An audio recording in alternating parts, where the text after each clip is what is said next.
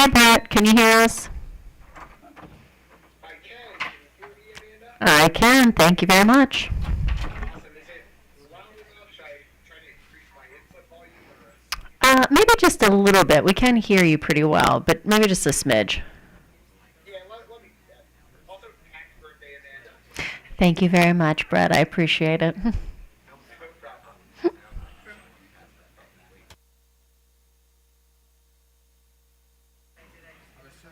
Yes. Okay.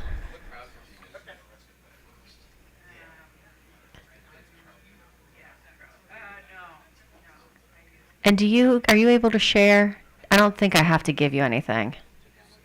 I should be able to share, but I probably first just to test it out of the capabilities here. Can you can you see my screen? Should I Yep. zoom in a bit? Probably. Yeah, I would zoom in, but we can see it no problem. So, Awesome. yeah, that looks good. Big enough on the screens. Yep. Thanks, Brett. Awesome. Perfect. Yep. No problem. Thanks, Amanda.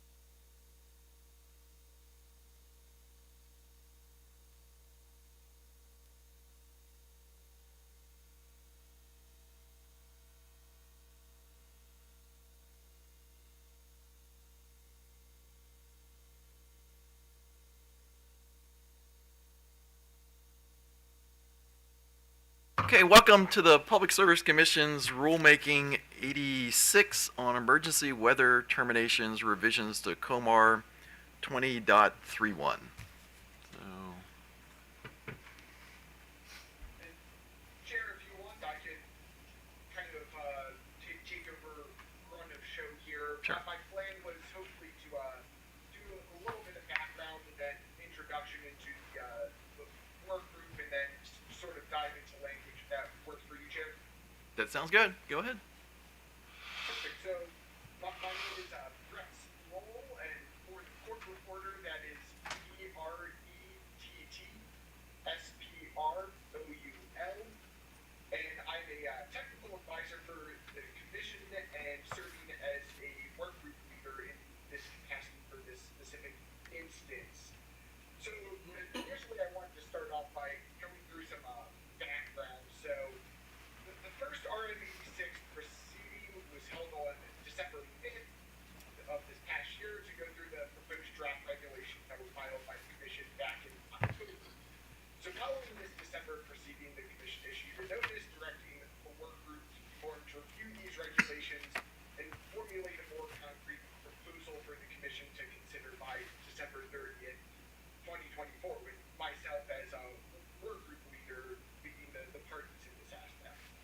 So the work group convened and held their first meeting on December 13th of this past year. At this first meeting, PEPCO proposed that the work group focus only on COMAR language related to summer heat protections in order to file new language to the commission by December 30th, 2024 and meet the tight timelines, with the remaining regulations considered at a potential future proceeding and rulemaking proceeding.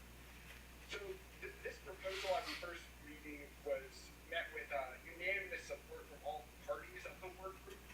And so from there on out, the continual work group meetings, the work group decided to move forward with focusing just on the summer heat protections in preparation for this specific proceeding. So the work group report was subsequently filed on December 31st of this past year.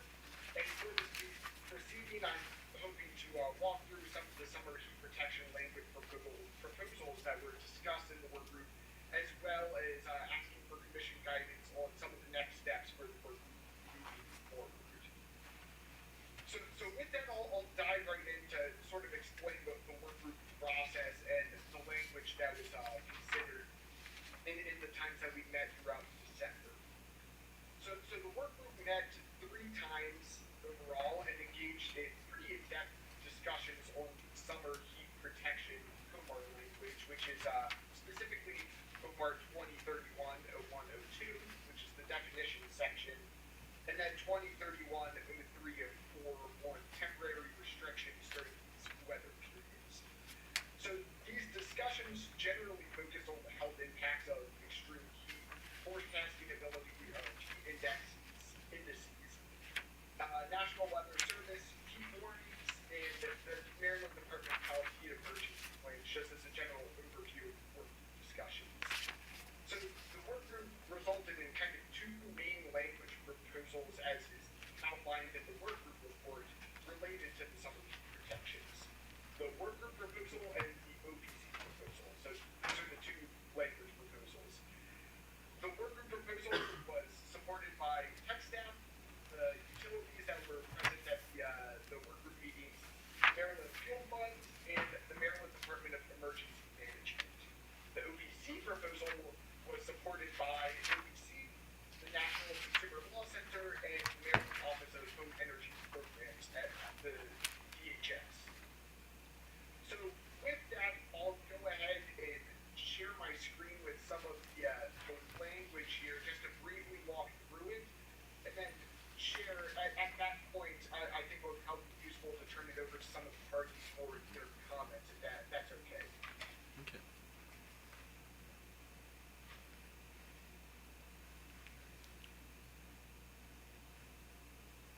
I'll switch screens. Can you see my screen okay, Commissioners? Yeah, it's a little small, Yeah, it's a so little small. can you make it Really small. bigger? A little bit better? Getting there.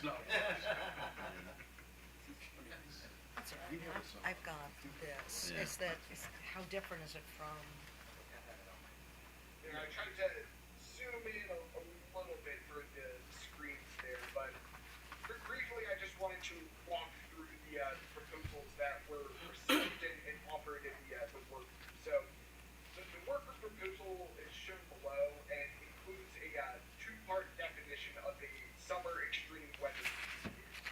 So part one uses a period of 72 hours as the forecast period, and it uses a temperature threshold of 95 degrees air temperature, as well as a heat index temperature threshold of 100 degrees Fahrenheit.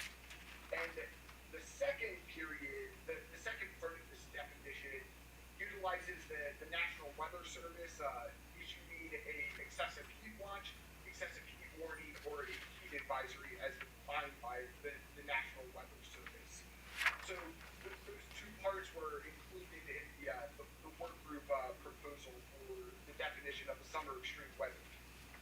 So various parties supported this language, as I previously stated, and they recommend using either part one or part two. However, do not recommend using both in conjunction of these two-part recommendations. And as we'll soon see and hear from the parties' tech staff, generally supported using only part one, which is the temperature threshold section of the definition, and the utilities generally voice support for part two, which is utilizing that third-party National Weather Service issuance of heat watches, heat warnings. So that is the first proposal that was submitted by the work group. The next proposal, as shown here on the screen, was proposed by OPC and supported by the National Consumer Law Center, as well as OHAP from DHS.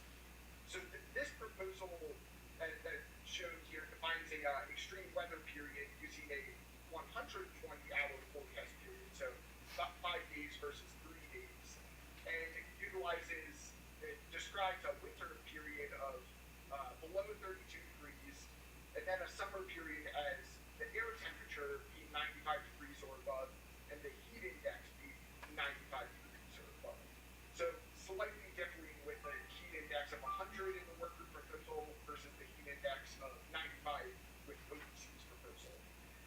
So one thing before diving over and hopefully switching to parties' comments, I did want to just acknowledge that the initial intent of the work group was to focus on summer heat protections, which this does. However, one of the things is that this combines both summer and winter extreme weather periods, and it changes the criteria for a winter period as well, in addition to changing the criteria of the summer period with the inclusion of the 120 hours. Previously, the language always said 72-hour forecast period. So I just wanted to note that, as I believe parties may have some comments on that.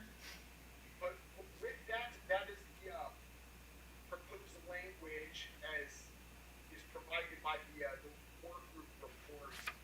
And I'll turn it back over to you, Chair and Commissioners, and potentially start the conversation for parties' comments. Okay, so let me do this. Since OPC made the motions to amend the workgroup language, let me start with them, and then I'll go to the utilities, and if you want to designate somebody to speak on behalf of the group, or if you all want to have different opinions on it, either way works, and then I'll end up with staff. So. Good morning. Good morning, Mr. Chairman and Commissioners. Nicole Zeichner, Assistant People's Counsel on behalf of the Maryland Office of People's Counsel. I would like to address the two outstanding issues that the work group has presented for the Commission's consideration. The first is the issue of a 95-degree heat index versus a 100-degree heat index. And there's a few things that OPC would like to point out when you consider that decision. First, temperature and heat index should be consistent because heat index is apparent temperature or real fuel. So there's really no justification to allow customers to put up with a higher heat index than they do temperature, because the point of the heat index is to equate temperature with what happens when temperature is combined with humidity. So logically, those two should be consistent, and we support both being set at 95 degrees. Secondly, the Maryland Department of Health cautions that when the maximum heat index temperature is expected to be 100 degrees Fahrenheit or higher for at least 2 days, and nighttime air temperatures will not drop below 75 degrees, and I quote, "If you don't take precautions, you may become seriously ill or even die." So we know that our own Maryland Department of Health believes that a heat index of 100 is dangerous. We are clearly trying to protect people at the point at far before that, far before they're at the risk of death. And there's a lot of suffering that can take place before someone is at risk of death. That's babies getting sick because of extreme temperatures, babies at risk because they have to be covered with more blankets or put in maybe conditions that are not particularly safe for cooling to cool them off. We're talking about children not being able to focus on homework because it's too hot or it's too cold. And we're talking about people, as we have recognized that it is in fact a Reddit post that we included with our filing, but this woman described, or this individual described, what they had to go through just because they were dealing with extreme temperatures after a utility service termination. She described effects on her children, or she or he, an elderly parent had to pick up the children. She or he described suffering of animals, and just general stress and misery in the household. So although we want to protect people from deaths and severe health impacts associated with utility service terminations, there's also a lot of suffering that leads up to that point. And our third point is the studies that we cite in our comments. So we have a New York study that evaluated a correlation between heat index and heat-related deaths, and they found a spike in the magnitude of heat-related mortality at maximum heat indices at 95 to 100. So we would respectfully recommend that 100 is too high. The lower end of that range should be chosen. We also have 3 Maryland-specific studies that address indoor temperatures versus outdoor temperatures. And this is especially important because heat index, as forecasted by the National Weather Service, relates to outdoor temperature. And one of the recommendations, including a recommendation by the Maryland Department of Health, is to go indoors and seek air conditioning when one is dealing with extreme heat outside. And clearly, if the utility has terminated service, that's not possible. So we did find some studies regarding indoor versus outdoor temperatures. So we have a Chicago study that found that indoor temperatures during heat waves sometimes exceed outdoor temperatures. And in response, the city of Chicago actually enacted a law that prohibits utility service terminations at temperatures of 90 degrees or higher. We also know that most heat-related deaths occur in an indoor environment, and we know that vulnerable individuals are estimated to spend approximately 90% of their time indoors. We also have the New York study that I mentioned regarding mortality and heat indices. And then we have 3 Baltimore-specific studies. So one refers to the ubiquitous row home design in Baltimore City and states that temperatures matched or even exceeded outdoor ambient temperatures without air conditioning in the summertime. Even at night, it has been reported that indoor room, e.g. bedroom or family room temperatures, can remain above 89.6 degrees Fahrenheit for several days when outdoor temperatures have dropped below 77 degrees Fahrenheit. So that's a relatively, I won't say pleasant, but 77 is a relatively pleasant outdoor temperature, whereas the indoor temperatures are still at 89.6 without air conditioning. We also have another study stating that houses with central AC are generally cooler than outdoors, while those with no AC are generally warmer. And of course, that's what customers would be facing without utility service, no AC. And then we have a 2011 study focused on Baltimore that found that land surface temperature is statistically higher in block groups that are characterized by low income, high poverty, less education, more ethnic minorities, more elderly people, and greater risk of crime. So this is not just a matter of health, safety, and just preventing suffering, but it's also an issue of equity. I would also like to address the second point of decision making for the Commission, which is whether to go with a temperature and heat index based definition or whether to use National Weather Service or Maryland Department of Health forecasted weather alerts. So since the work group process, we have learned that it's not feasible to use the Maryland Department of Health alerts because they are not intended for public consumption. They're essentially intended for local government consumption. So they're not posted in a conspicuous place. They may be posted on social media, but we do not believe the utilities should have to search through social media posts every morning at 6 a.m. to look for these forecasts. That leaves us with the National Weather Service. And the National Weather Service alerts are higher at higher temperatures than the 95-degree heat index being proposed by OPC, so we would not support using those. However, there is some merit in considering the National Weather Service definitions because they do consider nighttime temperature, and we know that's important because that just gives people a break from the heat. So OPC would not oppose a two-part definition, including both a 95-degree temperature, 95-degree heat index, and National Weather Service alerts, but we would not support using the National Weather Service alerts in lieu of actual temperature and heat index protections. We also have the issue of, your indulgence, please.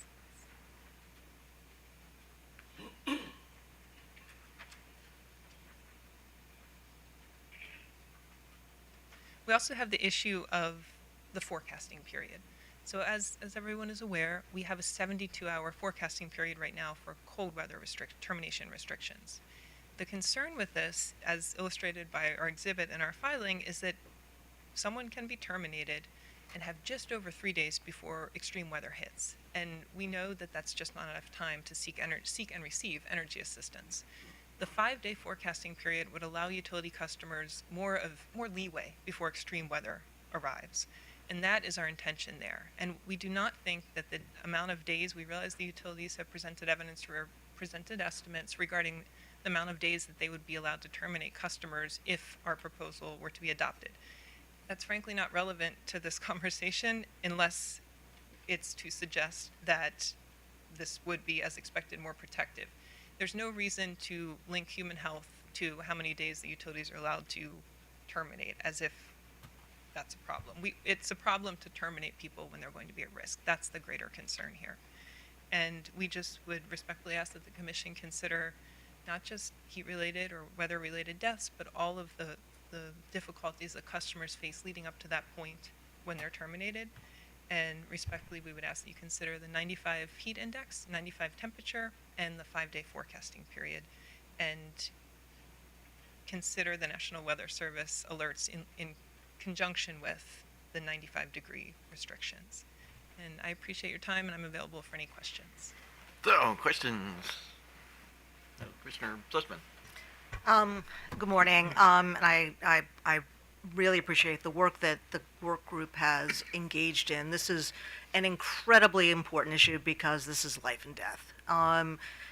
We talk about rates and we talk about dollars, but this is really about someone surviving the night. And so I am all for an expanded definition of extreme weather, because the most important thing we need to do is to keep electricity on for customers who are becoming more and more dependent on electricity. And so on some level it's sort of disheartening that we even have to have a conversation about keeping customers who are reliant on electricity for oxygen, for taking care of a newborn. I mean, the fact that we're having these conversations is a little disheartening. I guess.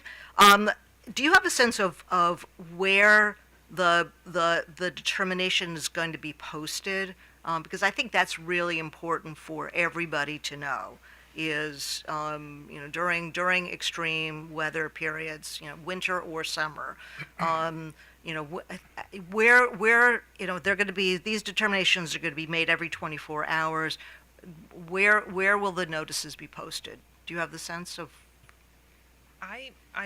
Frankly, I do not know if the utilities plan to post these determinations. My understanding is that it's more of an internal process where today we can't terminate anyone, and for the next 3 days we can't, or hopefully the next 5 days we can't terminate anyone.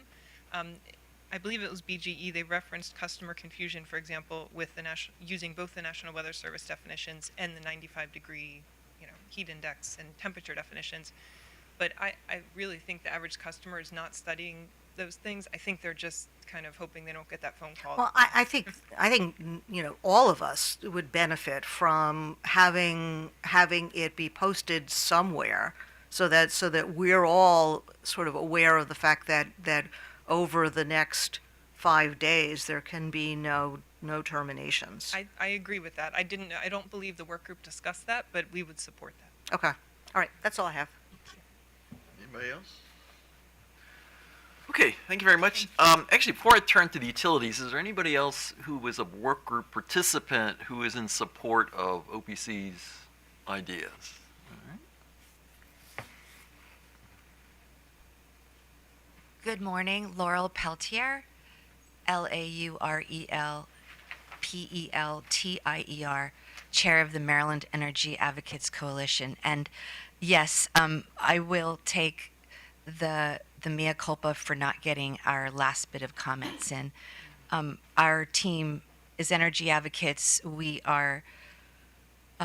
represent AARP, Cancer Support Foundation, Climate Access Fund, all kinds of nonprofits, and we've been part of the work group, and really our hats are off to everybody. But I think the level of detail that OPC has done is spot on, and I wholeheartly agree with one of her points.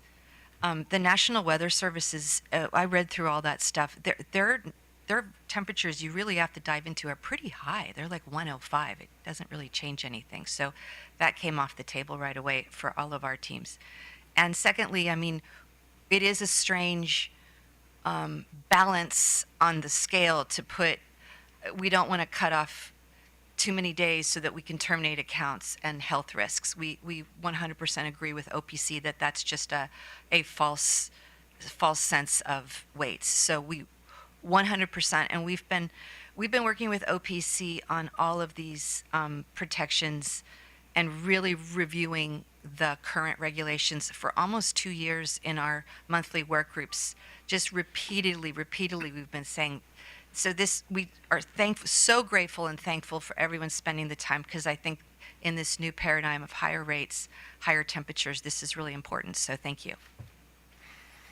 So, any questions for Laurel? Okay, seeing none. All right. So let me turn to the companies, and anybody whoever wants to go first, go right ahead. So.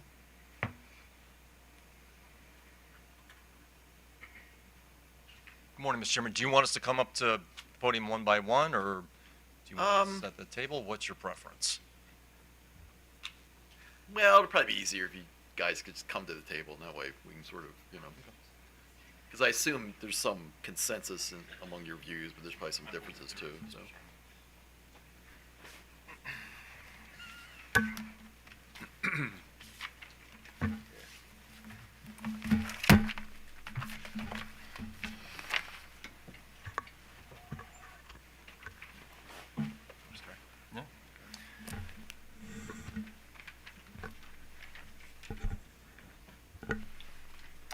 Good morning, Mr. Chairman. Matthew Seegers, appearing on behalf of the Exelon Joint Utilities. Thank you very much. And first of all, we would like to thank the work group leader, Mr. Brett Sproul, for his very hard work and effort to reach a compromise on this very difficult issue.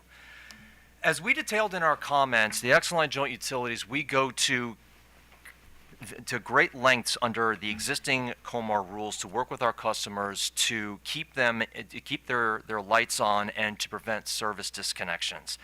The bottom line is that we do not want to disconnect anyone, and we only use service disconnections as a last resort. That being said, we also believe that the current rules, when combined with the efforts that we undertake to work with customers to prevent disconnection, strike the appropriate balance between protecting the physical health of our customers and minimizing the amount of uncollectibles that must be borne by all of our customers. Nonetheless, as we discuss in our comments, the Exelon Joint Utilities, we took part in the work group discussions in good faith, and we do not oppose the work group leader's proposal, which I would note is supported by the majority of the work group, provided that it is an either-or proposition. In other words, either the utilities are required to use a 3-day period with a 100-degree heat index or 95-degree temperature, or the issuance from the National Weather Service.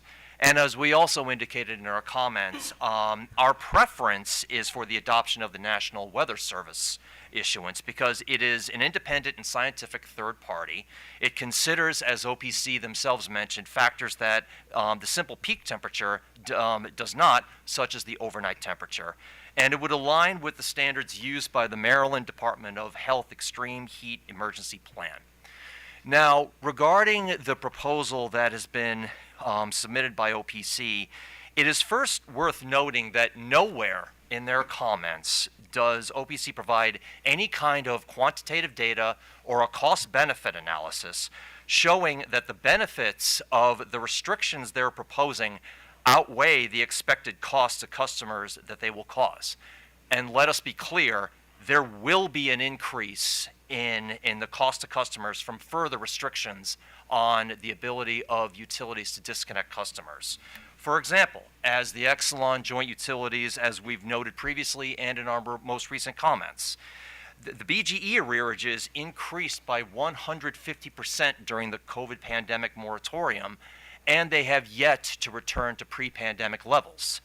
Another example is just this morning, the Commission approved SOS administrative charges for PEPCO and Delmarva Power that included significantly higher uncollectible components due to the Commission's order earlier in 2024 to add 16 extra days to all service termination notices.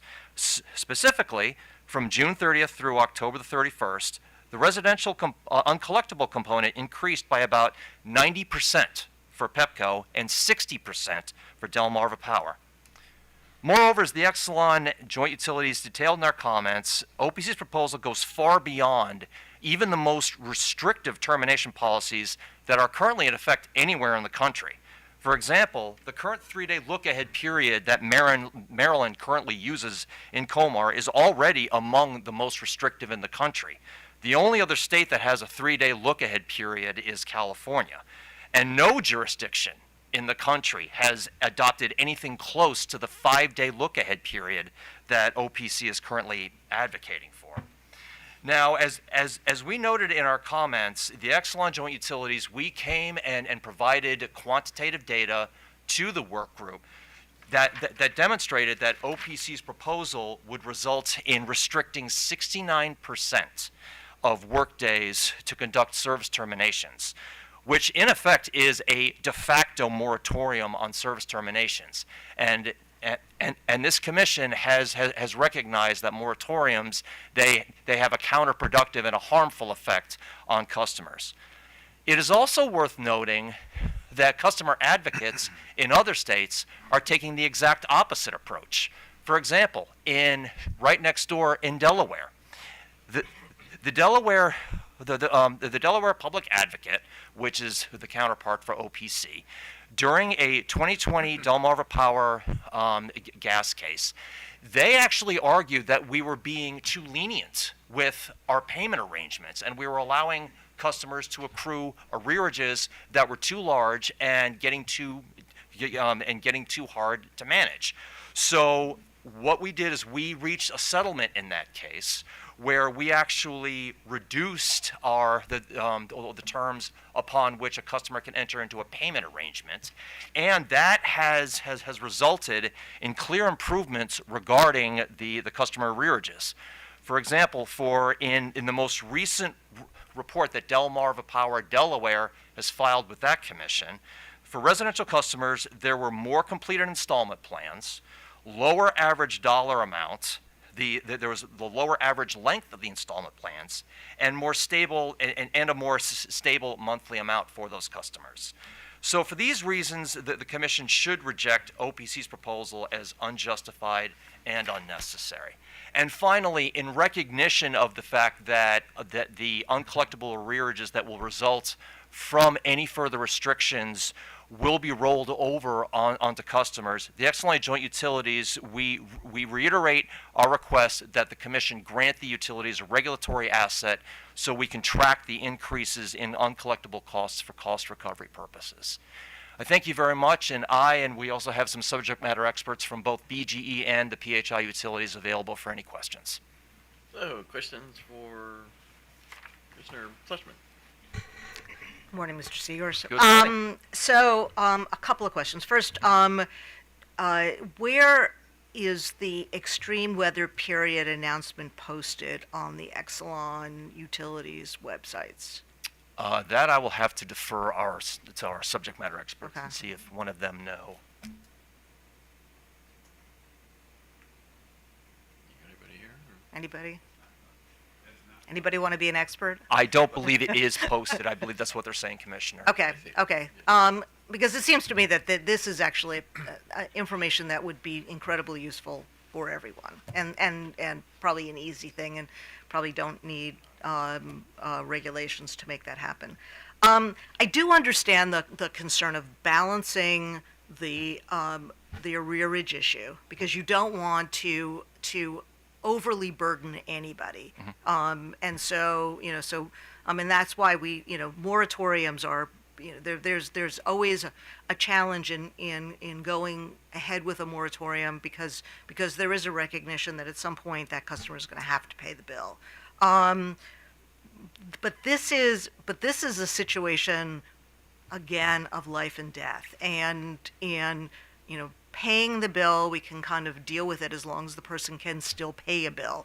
And we're dealing with extreme weather situations, or extreme situations in general, where we have to sort of recognize that it's most important to keep the lights on, to keep the customer safe. That's kind of what we're doing. So it's very hard to equate one with the other. I understand the concern about not having an overly large arrearage account, but at the same time, we need to make sure that everybody is safe and everybody is healthy, and that's the concern that we're dealing with now. When we have, the last 3 weeks, it's been brutally cold. We don't want, utilities. We would hope that you're not turning. You're not disconnecting service during this incredibly cold period. That's sort of my concern. In terms of the regulatory asset request, that's not a rulemaking issue. That's just what you're just sort of. Are you requesting that we allow for a regulatory asset for uncollectibles, or is this something that are you asking us to do that now, or is this something that you're going to ask in the future? That's mostly just a process question. I'm trying to understand what you're. Sure. I think we are making the request now. I think when that is granted, that can be. I would think that would be at the Commission's discretion. It can be like when the rules become effective, but we just want to make sure that we have some mechanism in place where we are able to track any increase in costs that will come from the new restrictions. Okay, but how is that different from how you track? I mean, there is now an extreme weather period, and there are limitations for disconnection. How are you tracking those additional costs now?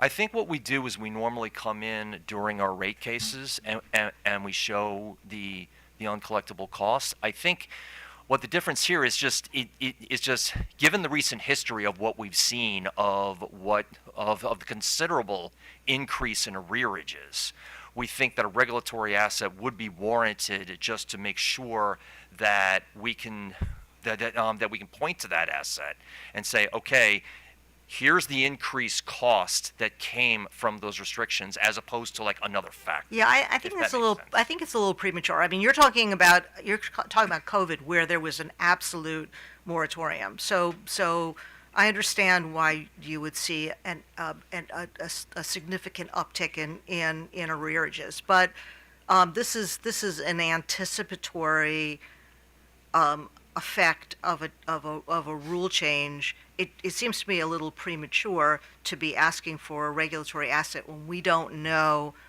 whether there's going to be a significant impact on utilities in terms of increases in arrearages. I mean, I don't understand why we can't just handle it like we've always handled it.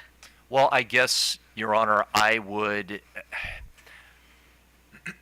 Our position is that we don't think there's really any question that there is going to be an increase in costs. It's just a question of just how much. Again, looking at the prior history, and as I said before, the increase in arrearages that came from the administrative charge, which the commission just approved this morning, those were not from a complete moratorium. That was just adding on 16 days onto the notice period. So even that, I mean, that's not a moratorium, but even that had a dramatic increase in the amount of uncollectible costs. So we do not believe that there is really any question that there's going to be a significant increased cost. Right. So I guess my question is, would it be possible to track this, to come back to us, maybe in 6 months, so that we can see what impact it has had, and to the extent that it has had a significant impact, we could revisit the regulatory asset issue then, so that at least we'll have information at that point. Sorry, can I jump in?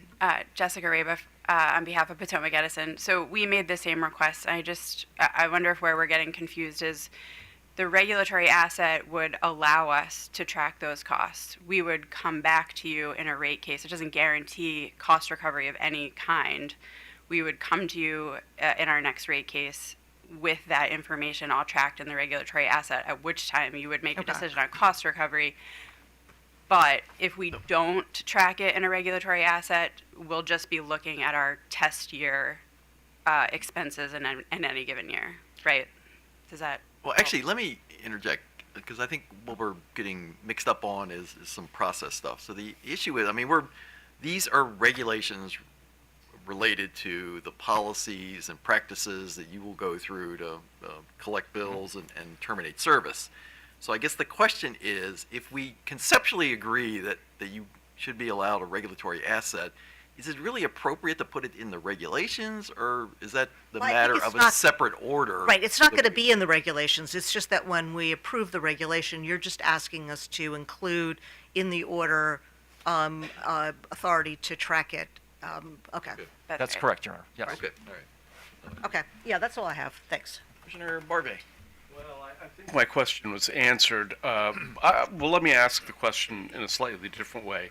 Is there anything stopping you from separately accounting for these costs associated with these costs, and then putting it in a rate case and asking for future treatment as a regulatory asset? I mean, don't you have the ability to do that without an action of this commission? Well, the problem, Your Honor, is that, and this is the point that Potomac Edison got to, was that if it's not in a regulatory asset, then if we're talking about costs that are not in the historic test year, then those costs normally are not eligible for cost recovery. So what a regulatory asset does is that it essentially goes back in time, and it preserves those costs and the ability to see cost recovery of them. And we as a commission don't have the ability to retroactively ask you to extract your costs and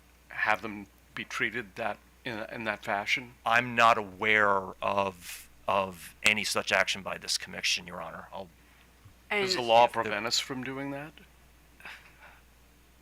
So what I was thinking, and I'm way over my ski tips here without someone from accounting, but I think it's also an internal accounting issue because the regulatory asset allows us to defer costs there. So if it's not in a regulatory asset, I think there's and again, I'm over my ski tips, but I think that's what it comes down to. As am I, unfortunately, Your Honor. I'm not an accountant myself either. Well, I am, and I'm completely confused because I used to set aside costs all the time so that a decision could be made at a future time as to how we would, deal with them. Now it's in the private sector. It's different from you. I just don't fundamentally. Maybe rather than asking you, I think perhaps instead what I should be doing is having our general counsel looking into this, because it seems to me that accounting for the expenses and then treating them in some fashion at a later point in time is something we ought to be able to do, I would think. I guess what the key distinction, Your Honor, is the accounting from a financial standpoint, which is what I believe you're talking about, Yeah. where you're able to set costs aside, and then the accounting from a regulatory standpoint. And in the rate-making construct, which unlike an unregulated entity, we, of course, our rates are subject to this commission's jurisdiction. And costs that predate the historic test year normally are not eligible for inclusion in a rate case. So that's kind of whereas a regulatory asset, if we're given a regulatory asset, that preserves our ability, even if those costs came before the historic test year, those preserve our ability to ask for cost recovery of those, if that makes sense.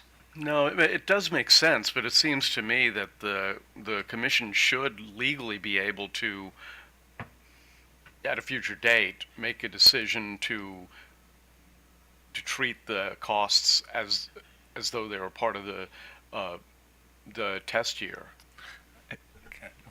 Damon Krieger on behalf of the Southern Maryland Electric Cooperative. I guess what I'll just add to the confusing conversation, which I acknowledge is a confusing conversation, is if the utilities are not able to hang up what would otherwise be expense in a regulatory asset, and ultimately the uncollectibles are written off, then there's no opportunity to recover that expense in the future, absent it occurring in the test period. And so that's the challenge.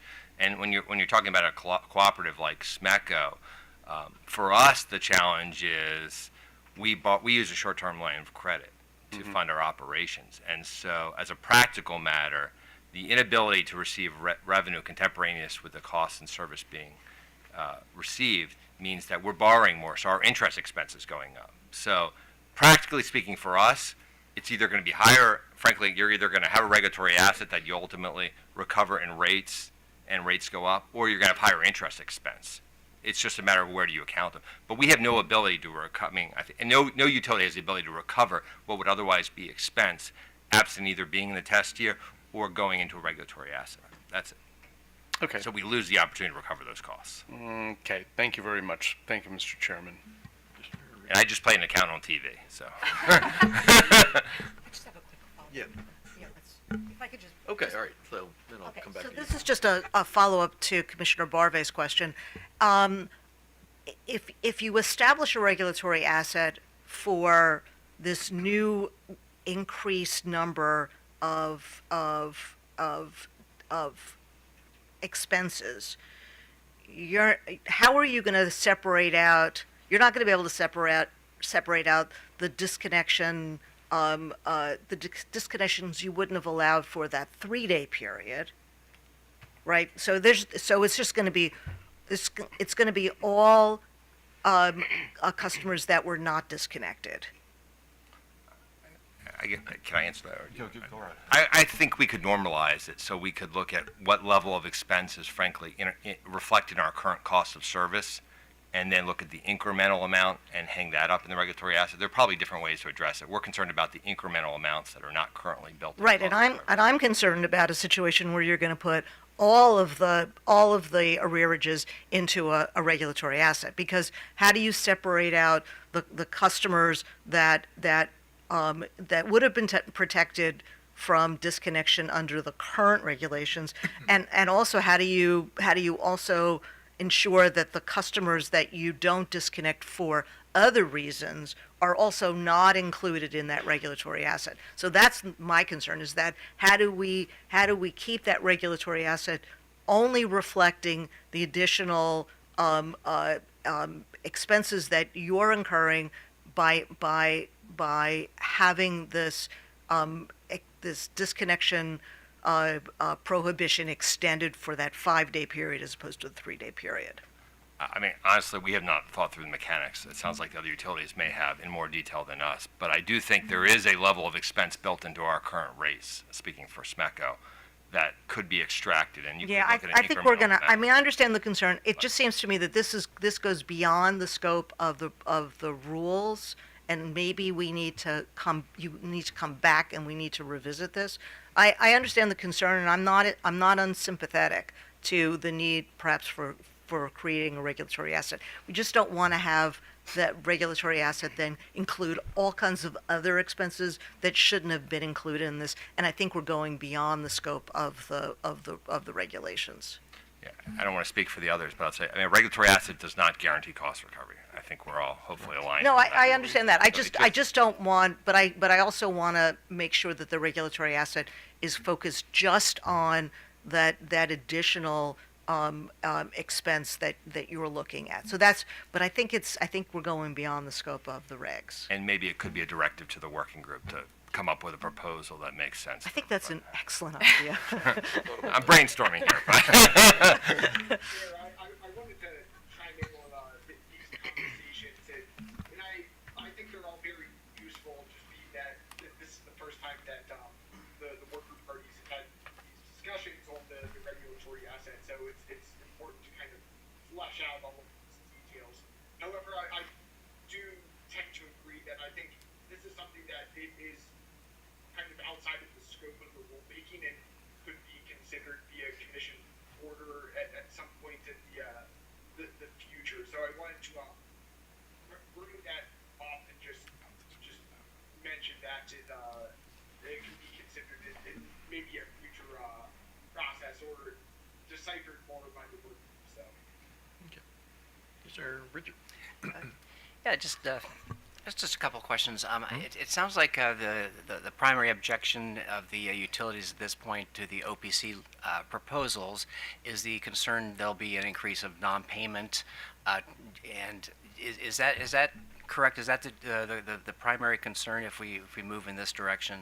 I think that's generally correct, Your Honor. I would also note that there's been no, I mean, as I said before, no quantitative analysis showing that there is a need for such what I would consider to be an extreme proposal that OPC is putting forth.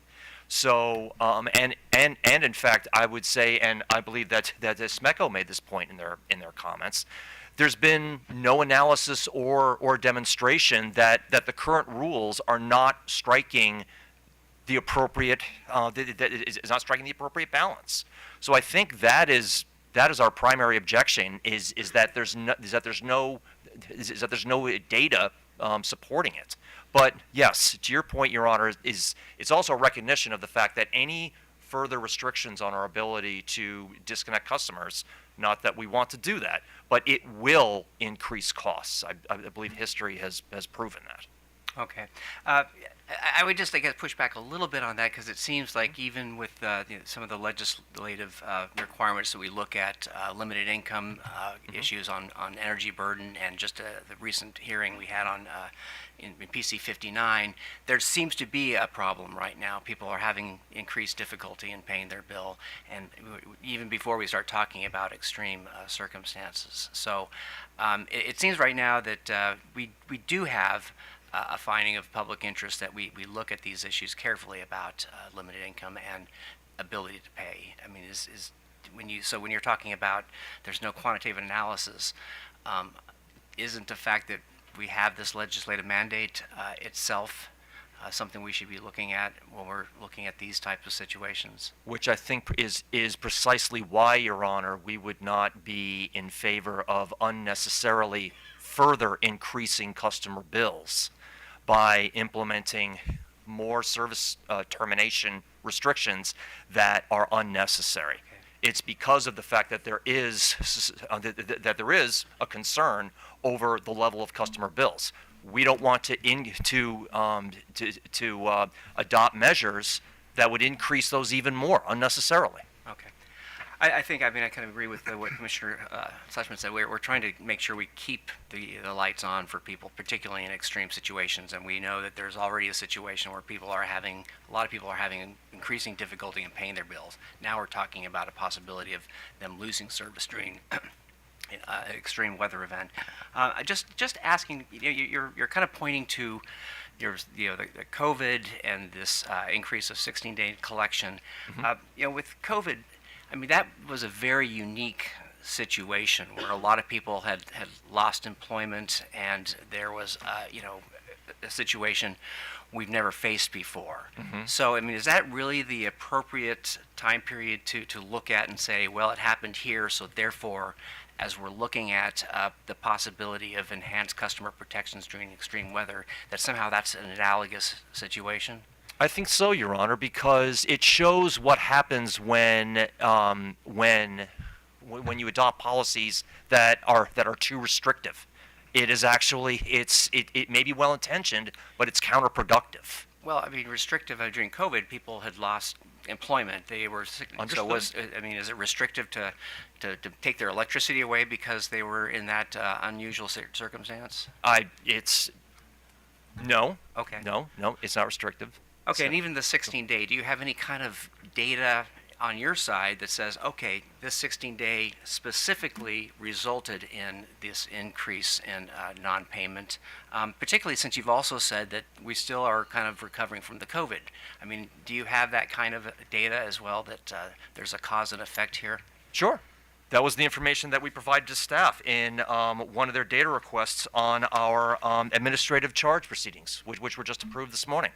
I mean, as I mentioned before, in the time This period. was a specific study and not potentially just a spurious relationship? I don't believe it would. Well, the time period that the uncollectible portion of our administrative charge, that it coincided with the time period where this commission implemented the 16 extra days. So I think there is a direct connection there, Your Honor. You heard OPC, and they talked about some very regional and even local studies that have been done to just talk about the effects, I guess, of extreme temperatures in urban environments. So when you're talking about comparing your service territories to maybe other places, I mean, did you find anything in those studies that gave you pause, that said, hey, maybe we do need to have unique protections in our region, given the nature of our area? We did compare the Maryland, our service territories to other states. In fact, I believe that in our comments we mentioned 2 other states. There was, and unfortunately it's escaping me right now, I believe there was Missouri, and I believe it was Delaware was the other one, and those jurisdictions have less restrictive disconnection policies. Okay, so So you're discounting OPC's studies for New York City and for Baltimore and for this area? I wouldn't say that we're discounting them, no, Your Honor. I would say that Maryland already has significant protections in place. For example, the 3-day look-ahead. The only other jurisdiction in the country that has a 3-day look-ahead is California. None of the other was Hamlin, and none of them have anything close to a 5-day look-ahead. Now, that being said, as I said before, we are willing to accept the workgroup leader's proposal, just as long as it is an either or proposition. So I don't believe that we're discounting any concerns about disconnecting customers. Okay. I do have concerns that when we talk all of California, that, in fact, different cities, different counties do have, their own particular set of regulations. So I'm just concerned. I would want more information about, just saying, well, California has a 3-day, and therefore we should too.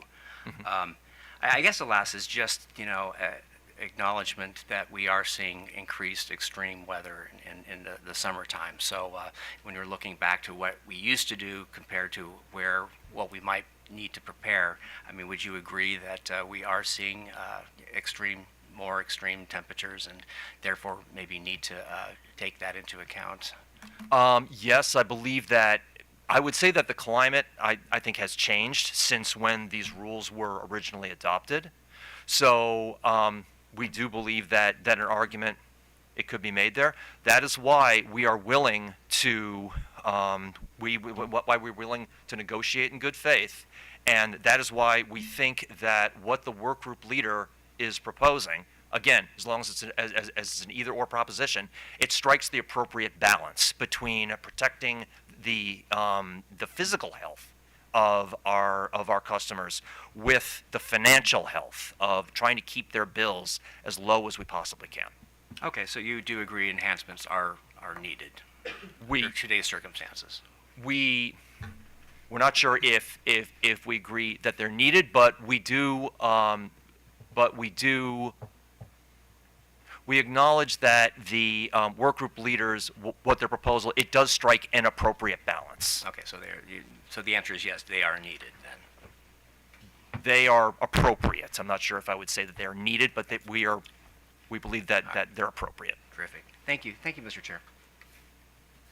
So this policy and the regulations have been evolving over decades. I mean, it used to be the focus was always on wintertime, and the particular concern historically was when service got terminated and people resorted to using candles to provide things in their house, but they didn't have electric service. That led to fires and deaths and things like that. And so, the focus became on dealing with the wintertime situation to try to avoid those types of circumstances. And as Commissioner Richard alluded to, I mean, the climate's been changing, and I understand the ironic situation where on what may be the coldest day of this year, we're talking about what's going to happen during heat waves, but the fact of the matter is, the last few summers have had, fairly extended periods of really hot weather, and the health department, tells people, when it gets that hot, you need to be indoors, you need to have air conditioning, and I think we've seen situations in the past. I can think of Chicago when they had a heat wave. This is probably maybe 20 years ago, but they had a big heat wave there, and a number of people, because they didn't feel safe being outside because of where they lived, basically stayed inside their house but didn't have air conditioning, and literally, were essentially cooked to death because of the heat. So what we're trying to do is to create a process that recognizes the severe health dangers that are caused by extreme heat that are almost the same as what historically had been thought of when it came to extreme cold. They're both pretty dangerous. And so I guess one of my questions is, so all of you have access to the National Weather Service announcements on things, and you track that for a variety of reasons, usually storms and things like that, correct? Yes. Okay. Yes, I believe that's correct. I can only speak for us, but I understand. But the health department warnings, where they talk about this extreme heat thing and it's dangerous and people do that, you don't get those notices, correct? I would have to look at our subject matter experts to see. Yeah. Okay. Yeah, I see him shaking his head. Okay. Oh, wait a minute. So anyway, my concern and my understanding from our discussions with the health department is that they send those out mainly to local governments. The state sends it out, but they don't really do anything beyond that. So do you? Good morning. Clinton James, Supervisors, Special Field Operations, PHI, when I manage the PEPCO side. And we do see that information in reference to extreme temperature on it when we go onto the website in the morning to look at our temperature restrictions for that period of time. So that information is available. Okay. So I guess what we're trying to do is to create, a mechanism, instead of doing, just time periods of saying no terminations, from June to Labor Day, just like there used to be a situation where it was like, well, no terminations from, the December and January. We're trying to time it to weather events, but I think we need to be cognizant of the fact that, these heat waves are going to become sort of the new normal.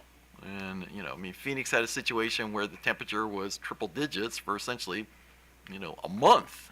And so, I think we're going to be in a situation where we're going to see, these extreme temperatures, and the problem with this part of the country is that generally when we get those triple-digit temperatures, we also get triple-digit humidity, and so this heat index metric that we've been looking at seems to be more responsible as far as figuring out what is the danger being caused by the weather, and so it's the combination of the humidity and the temperature that is what ought to be the triggering event.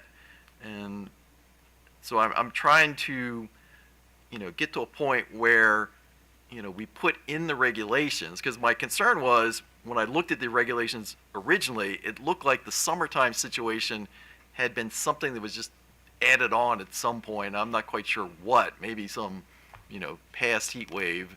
But it wasn't as extensive and it wasn't as detailed as the situation for the wintertime. And I think, again, it was because of this assumption that, well, wintertime is when it's dangerous and people die, as opposed to just when it's hot. And that's, in my view, is not true. So I think what we're looking to do here is to try to create a triggering mechanism that isn't a blanket, moratorium on this, but is responsive enough so that, customers can be assured that when the weather is going to be extreme and is going to be dangerous, that they're going to be able to maintain their service when they're being encouraged by the health department to stay inside because it's too dangerous to be outside. I'm sorry. Well, I understand. There's a question in there somewhere, but but I think what I wanted to try to do is to give you a perspective from our side about the stuff that we're trying to worry about. I mean, I've heard the concerns you've had about, look, if you make it harder for us to cut off service, ipso facto, arrearages are going to go up and collectibles are going to go up and things like that. On the other hand, this is one of the few commodities that's in the family budget that has any sort of governmental control at all. I mean, there's really nothing on gasoline, there's really nothing on food and things like that. And so when people are trying to figure out how to pay for their expenses, this is like the only one that has some control, and it's because of your, sort of unique situation and how you are in the economy. I mean, you provide an essential service. We do try to provide you, the revenues to operate your company and make a reasonable profit. But on the other hand, we expect some more out of you than we expect from the companies that are fully competitive. And I think it just comes with the road that we're both on. So I guess I'm looking for some suggestions on your part. I mean, I get the sense I got from your comments was that, you're willing to sort of go along with this, but, bottom line is you really think the current process is fine. And I think what I want to tell you from our standpoint, the current process isn't fine. So we need to make some changes. I appreciate your acceptance of the suggestion from the work group leader about the suggestions we've made. I want to try and make sure that, the amendments and enhancements to that's being offered by People's Council is enough or is either too much or actually is something we can consider going forward. Well, Your Honor, one, I would reiterate that we do not want to cut off anyone's power. And as we detailed in our comments, we work extensively with our customers in order to try to keep them in service. We work with them on payment plans. We try to get them hooked up with energy assistance so that they can pay their bills. Those efforts, we've always undertaken those efforts, and those will continue, regardless of whether or not we make any changes or what changes are adopted. So, but just in terms of what we do going forward, I would just reiterate that it is crucial to try and strike the appropriate balance. We understand and we very much want to protect the physical health of our customers. But what this commission has to decide is that where do you draw the line in between you protecting that and the financial health of our customers. As Commissioner Richard said, there's a lot of concern about the level of customer bills, and we don't want to adopt any measures that will unnecessarily increase the customer bills. And I would also note, as I said before, that there's no quantitative data that is supporting OPC's analysis, showing that it's even necessary or that the benefits will outweigh the costs. So that is our primary concern. But we very much share this commission's desire to try and keep as many customers in service as possible, and we work very hard to try and make that happen. Okay, all right, let me turn to Smecco. Thank you, Chair Hoover. Damon Krieger, again on behalf of Southern Maryland Electric Cooperative. So I'll try not to repeat comments that have already been made, but a couple thoughts from the cooperative's perspective. So we're a nonprofit electric cooperative, as you all know, so a little bit different posture, I think, when it comes to this issue, which admittedly is very challenging, and certainly appreciate the concerns and the variety of opinions that have been expressed by both the Commission, but also throughout the working group process. For us, the guiding principle is affordability, and so focus on affordability is important here. And it is not a topic, frankly, that the working group spent, to my recollection, any time on. The only certainty here is that costs will go up and rates will go up as a result of the proposed changes. And so it's important to go into this with eyes wide open. That will happen. That will happen, underline. For us, as I indicated before, we rely heavily upon short-term lines of credit. We have to borrow to fund our operations. And if we have to borrow more, interest expense goes up. And so higher interest expense, higher end collectibles, it all goes together. Ultimately, higher costs, higher rates for our customer members, something we try hard to avoid. This proceeding, though, is about health, and the Commission made clear in its original notice to distinguish this proceeding from PC 59. Now, in all candidness, I think it's challenging to really separate the two. There is some blurring between impacts on limited income and moderate income. There's been a lot of focus on limited income, but the truth of the matter is there are significant impacts on moderate income customers as a result of the proposed changes. Energy burdens will go up, and that will result in less available income funds to spend on other items that that's important to a household that also directly impacts health and well-being. Food, healthcare, all of that. You have less money. You're spending more on electricity. You have less available to spend on those other things that also impact health and well-being. So it's an important consideration. With respect to health, I think one of the things that we tried to flesh out in our comments is that what is the real problem statement here? There's been a lot of focus certainly on the summer months, which is air conditioning. But the notion that it all starts with a assumption that there is air conditioning installed in a premises and that it's working. And so when we think about what the problem statement is it certainly lack of power, ultimately trickles down to all those items, but it starts with, is there air conditioning and is it working? And so when we identify the problem statement, to the extent there has been past incidents of health issues directly stemming from power outages, was it because the power was turned off, or was it because there was no air conditioning in the house, or no heat, or not working equipment? So that's the kind of data points that was never fleshed out by any of the stakeholders in the working group, to my knowledge. And it's important by jurisdiction, so we know what problem statement we're trying to address. Certainly availability of power is key to all of that. But there is no law in Maryland that says you have to have air conditioning. There's a minority of jurisdictions out there, because I looked, that does say that in certain instances there has to be air conditioning. In fact, I think Montgomery County has a local law that suggests that landlords have to provide for air conditioning in a landlord-tenant situation. But that's the only jurisdiction in the state. So the whole premise for these regulations is that there is air conditioning, at least with respect to the summer months, and that it's functional. But that's not a foregone conclusion. So it's important to just make sure we're all on the same page with respect to the problem statement itself.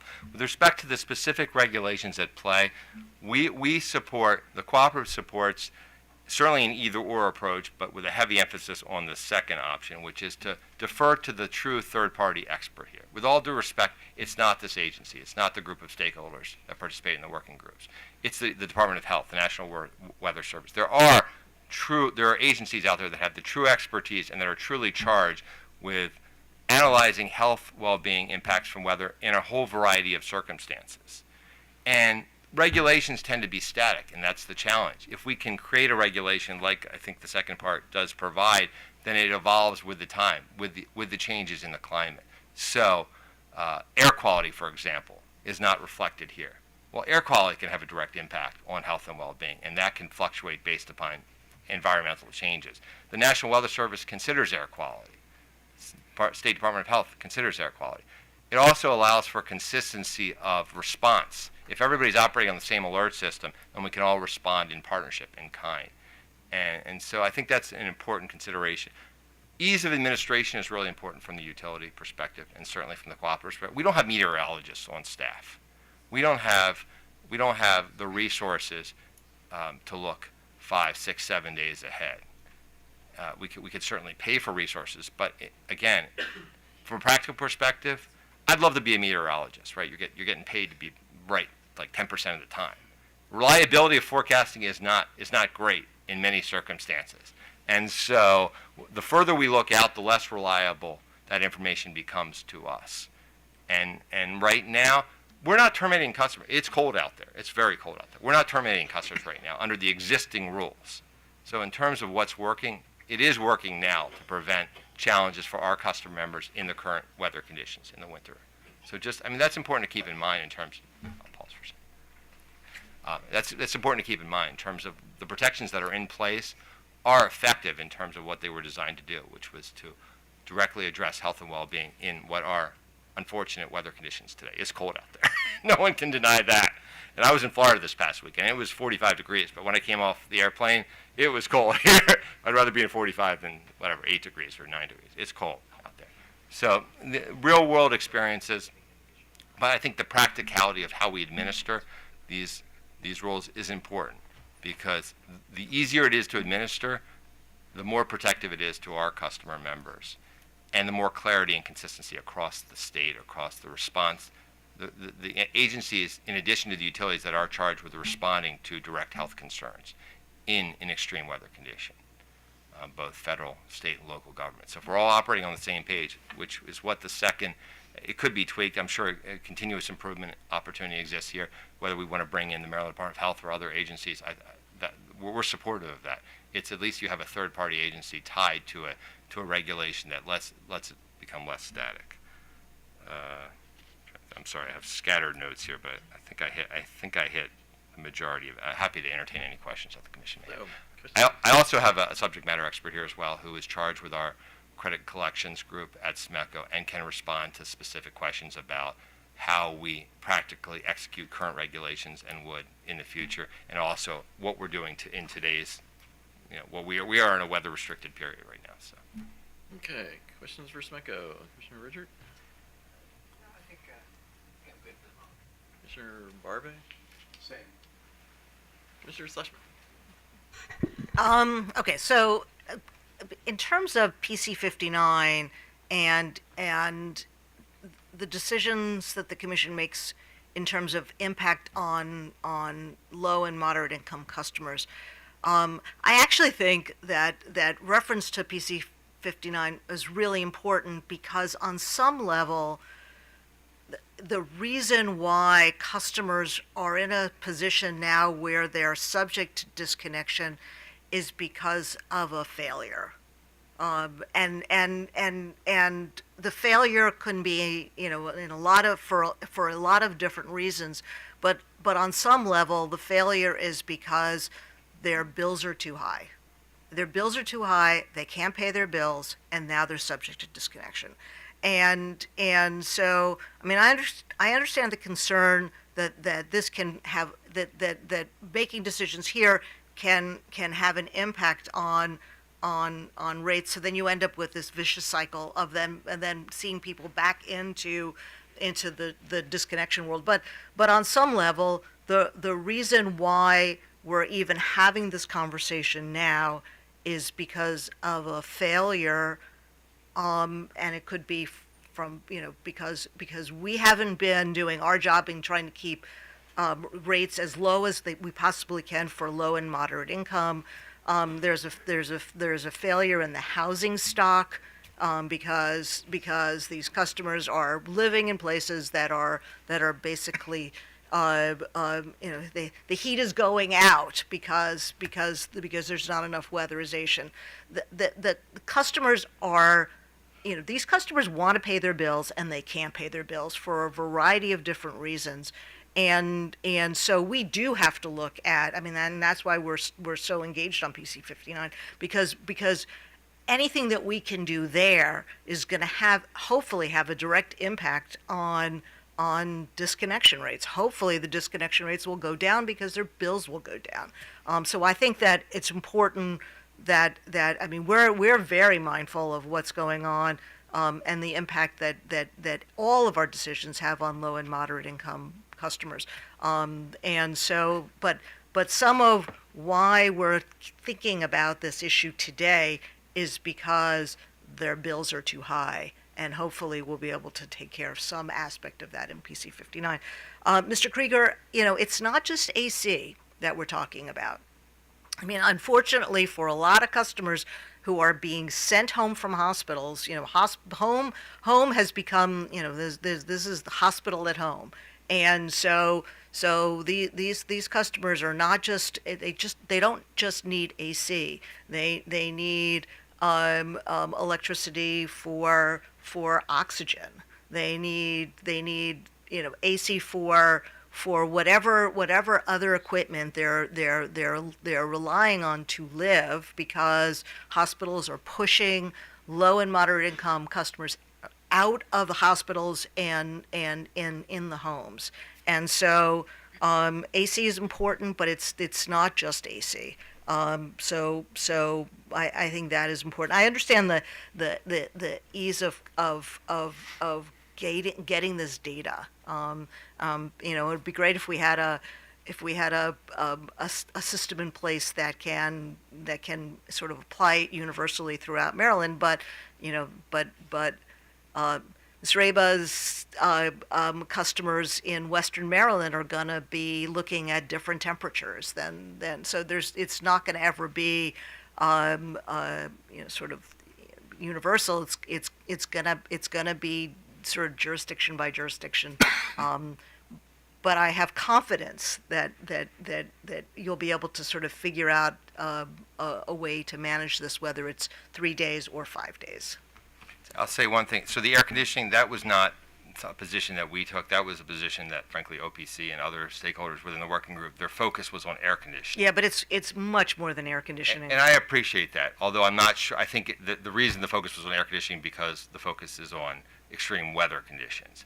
I will tell you, and I think I don't want to say this for the other utilities, but I'll tell you, SMECA, we are not going to terminate any customer if there is an actual known threat to health and well-being. If someone's using oxygen or on life support, I don't think there's any utility in the state that's going to terminate service. That's not going to happen. Well, I'd like to know that it's not going to happen, but that's not what we're hearing, unfortunately. And it's not. It may not be a SMECO issue, but we have heard stories from other stakeholders about people being disconnected, who have chronic health conditions and should never have been disconnected. We'll take up that issue again, because today it's just about weather. And I appreciate that, and I think that's something that the work group would have probably benefited from, some of those data points, some of those insights. But as indicated, the focus was on extreme weather periods, and so that's why air conditioning was the forefront of the discussion, as opposed to the other, certainly, medical equipment that is important for sustaining life and well-being. There's no question. And Commissioner Sussman, I just wanted to chime in regarding the life support equipment. That is a separate section of 2031. So that the restriction of terminations for those critical needs, elderly and life support equipment customers isn't included in this section of COMAR, but not the summer extreme weather period protections that we're concerned with at this proceeding right now. I just wanted to mention that because the pending continuance of the work group, we will probably get to those sections as well. But I just wanted to bring up that point that those are in COMAR as it stands right now. Okay. All right. Toma Edison. Thank you, Chair and Commissioners. I also will try not to repeat what's already been said, but that was a good segue to one point that I wanted to make.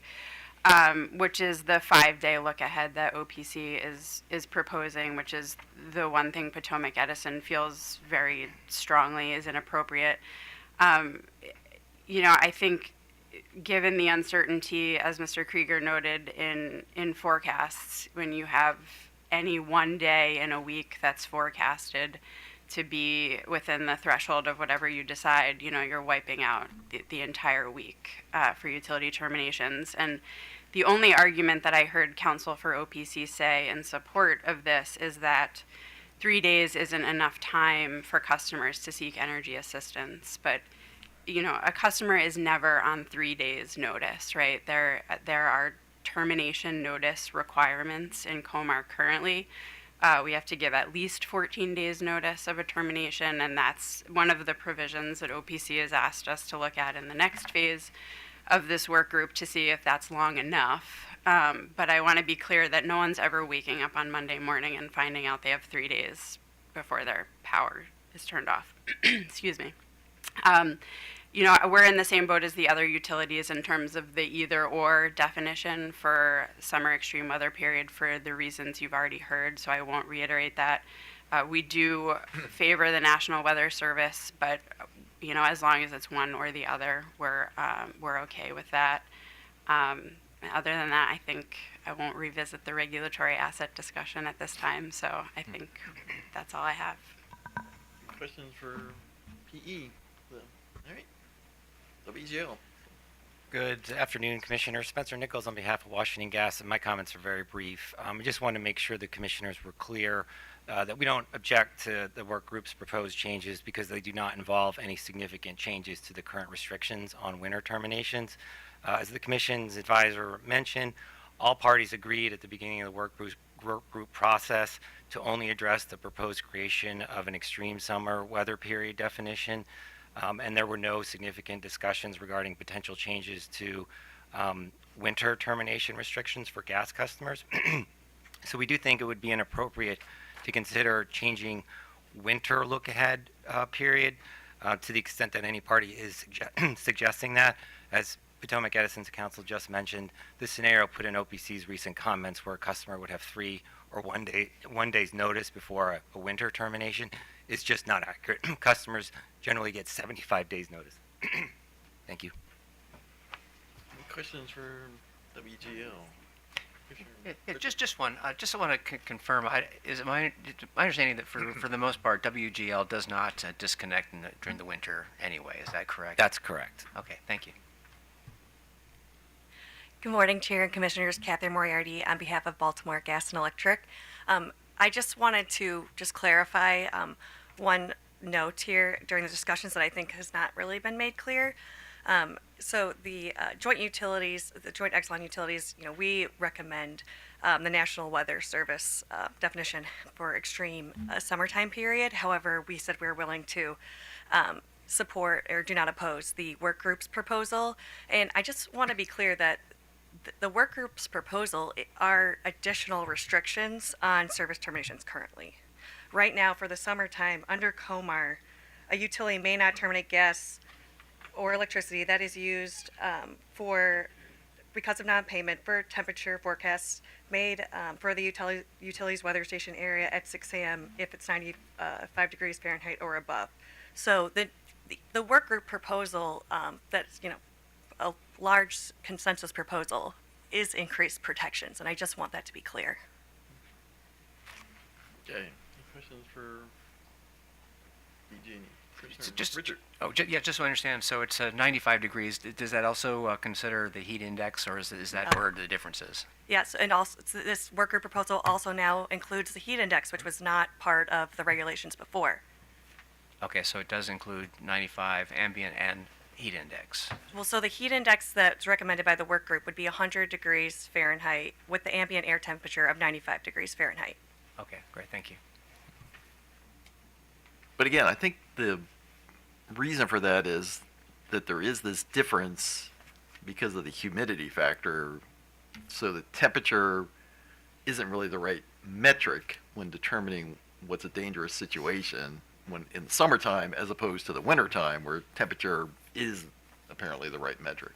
Right, and the National Weather Service advisories do take those types, heat index, what it feels like, evening temperature, additional elements into consideration that is not actually really necessarily included in the work group proposal. But the work group proposal also now incorporates heat index, which takes into consideration of humidity.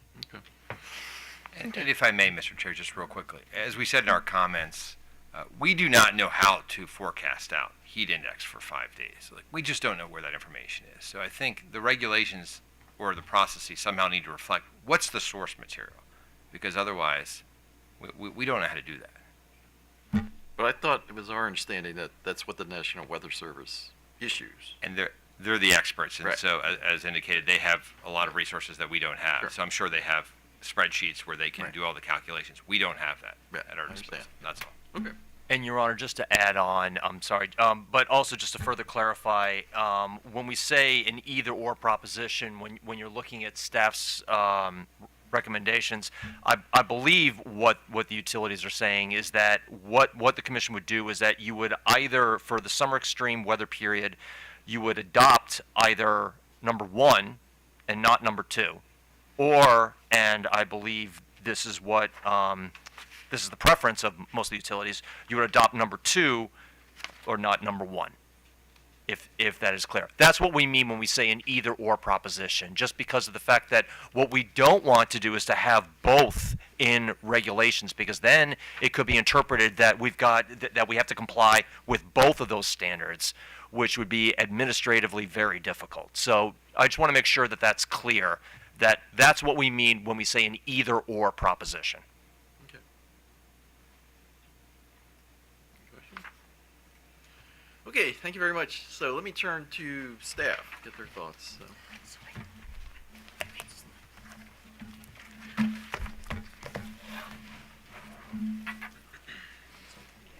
Yeah.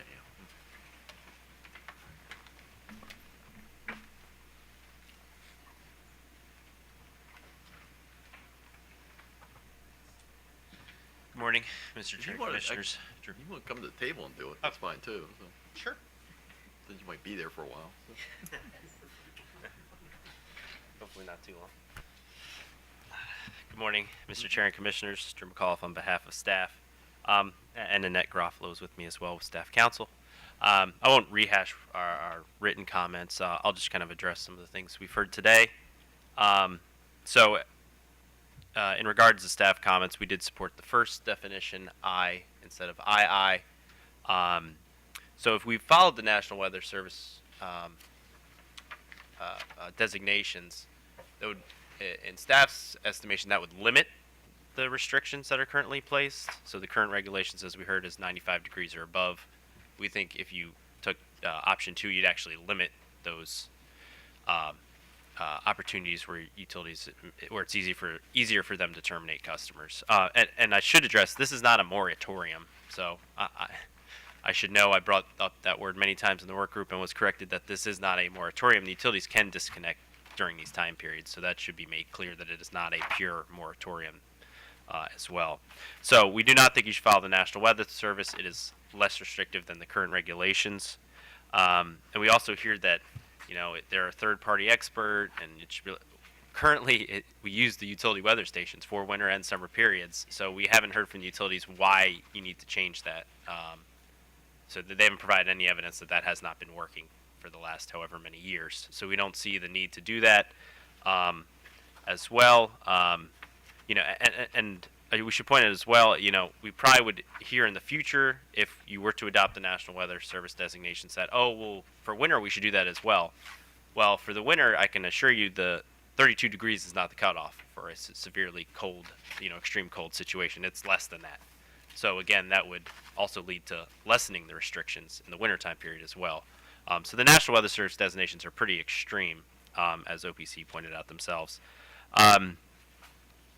Again, just to kind of respond to some of these comments, staff, we'd have to think about this more, but I don't believe we would be supportive of broadcasting and notifying customers that termination, there will be limited or restricted terminations during a specific time period. as we saw with COVID and other time periods, that can just lead to bad behaviors from customers if they know they cannot be terminated or they'll be extremely difficult to be terminated. For example, they may not limit energy usage when they would have otherwise. Again, it can just lead to bad behaviors, which will increase their arrearage, which increases their likelihood of termination in the future. So, if we could work out some agreement where utilities maybe notify advocacy groups and others like that, I think staff could agree with that. But kind of broadcasting it on their website, we think may lead to some negative outcomes. So again, staff generally was supportive of the work group proposal, particularly I. So we would recommend not accepting a 5-day look ahead. We think the current 3-day is appropriate. We could support the 95-degree heat index that OPC supported, but again, we do agree with the 100 degrees that is currently provided. And also this concern about how to determine heat index. Again, the utilities have these weather stations already. Heat index is not a complicated, measurement. It simply just adds the relative humidity to the temperature to determine the heat index. So it's not a simple addition, but you know what I mean. Those are the two inputs to the calculation. We heard about the regulatory asset as well. We'd have to think about that more further. We're happy for the utilities to track if any additional costs, if there are some, and we agree with Commissioner Sussman's concerns. Yeah, we would need some sort of data from previous years to see what that incremental difference is to make sure it is simply an incremental difference that we're looking at. So staff would need to have some data on that just to have some comparison. We're happy for them to track it. Not to bring up that confusing conversation, we're not necessarily positive that a regulatory asset is required for that, but I'm not an accountant either, so we may need to discuss that with our accountants to see if it would have to be in a regulatory asset, but we're fine with them tracking the costs. I'll just say that. Let's see. And to bring up, since Commissioner Sussman brought up PC 59 as well, I would just say staff doesn't really see that as a silver bullet, unfortunately. I mean, it will assist LMI customers at least, but on the flip side, that does increase rates for other customers as well. So this increasing rate paradigm, would continue.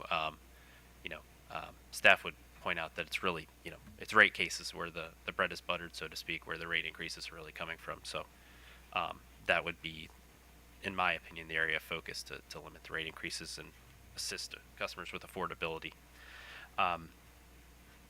Yeah, and I think that's all the comments I wanted to address at this time. Thank you.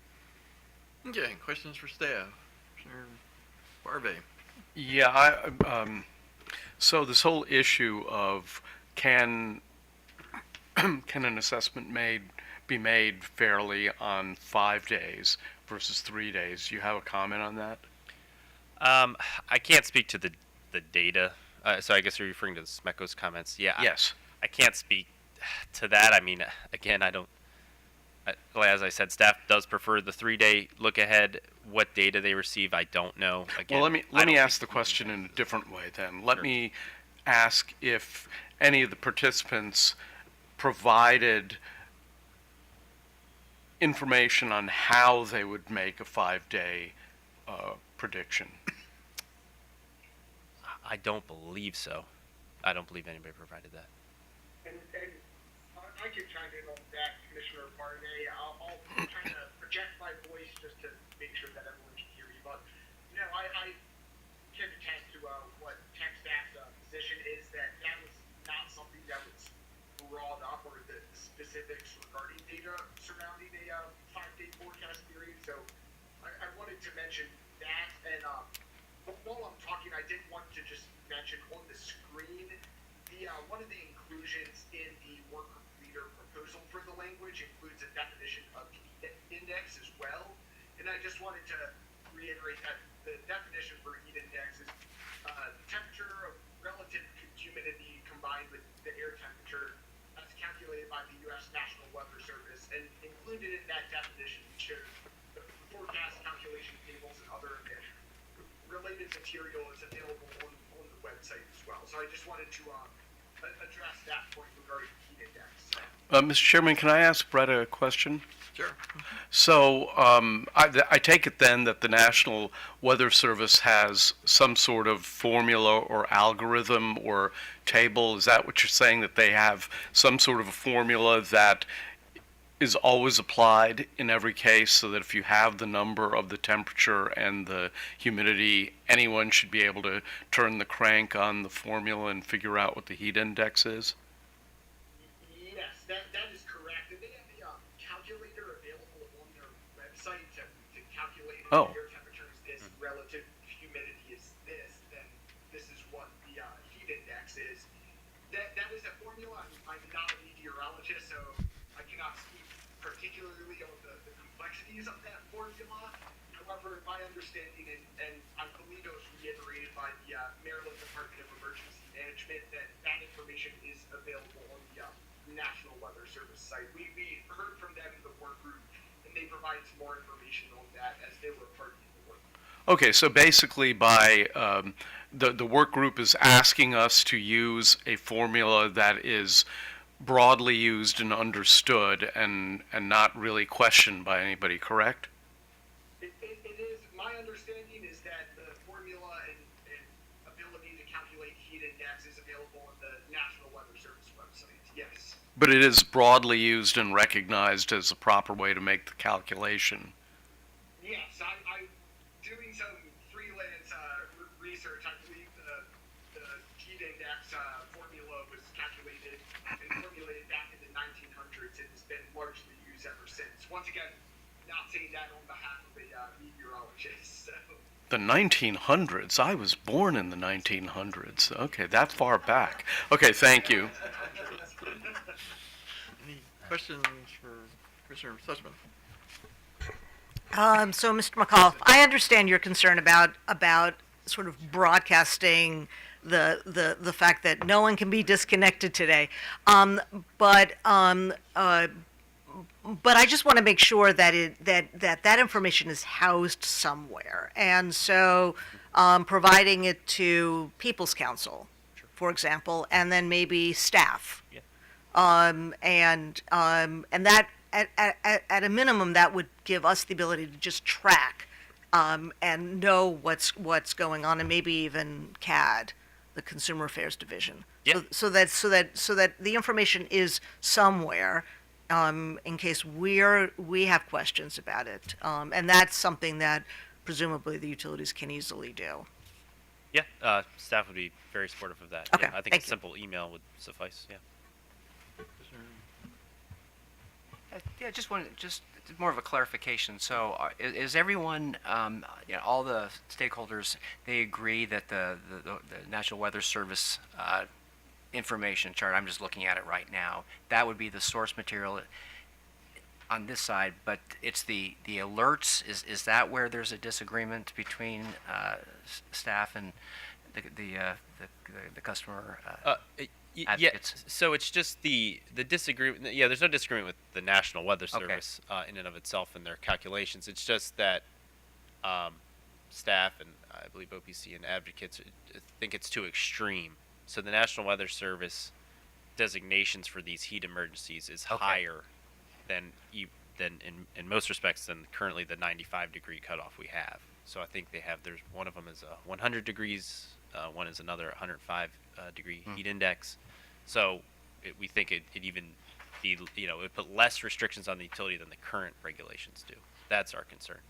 Okay. That actually would. So it's just those designations of extreme, but staff agrees tell me if staff agrees that if we were to decide like on a 95 temperature, ambient temperature, 95 heat index, we would all agree that we would just go to these forecasts that I'm looking at right now, and do the calculation. You've got temperature, 5 days out, dew point, relative humidity, wind direction, all that kind of thing. Well, so so that would be the source everyone agrees with, and we would just calculate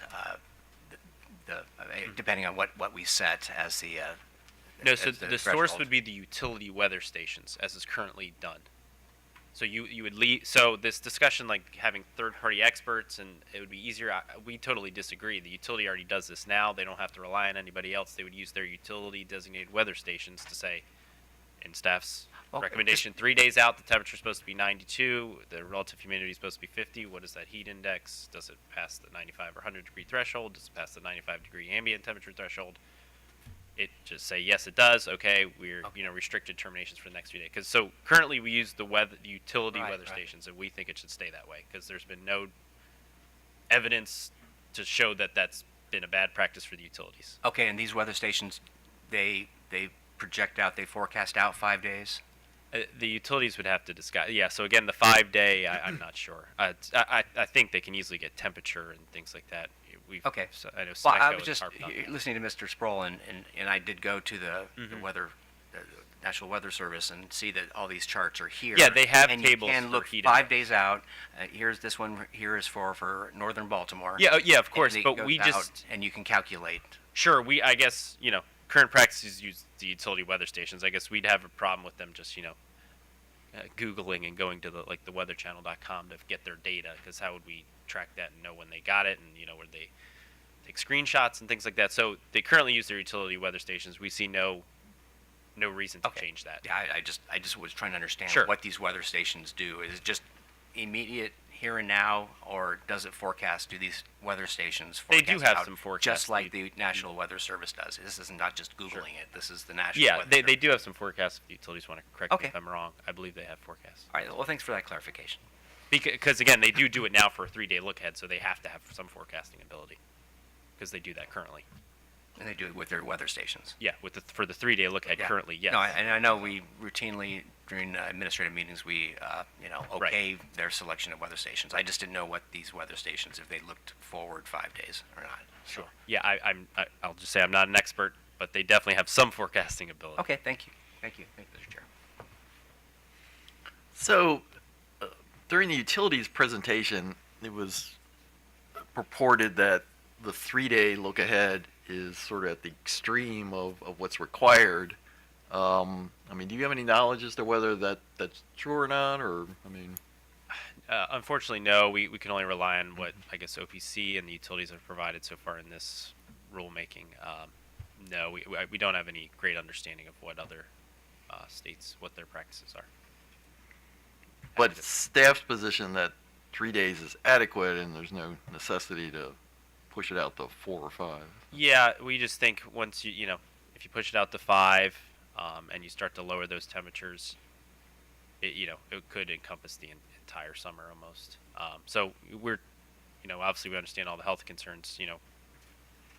Staff is typically somewhere in the middle. We don't do that on purpose, but yeah, we're trying to find that appropriate balance of making sure, folks can have their AC and other things while also not making it worse for the customer as well if they're if they know they're not going to be shut off and build up a large arrearage that they can never afford to repay, unfortunately. Okay. So I think what I want to do right now is actually take a break for lunch.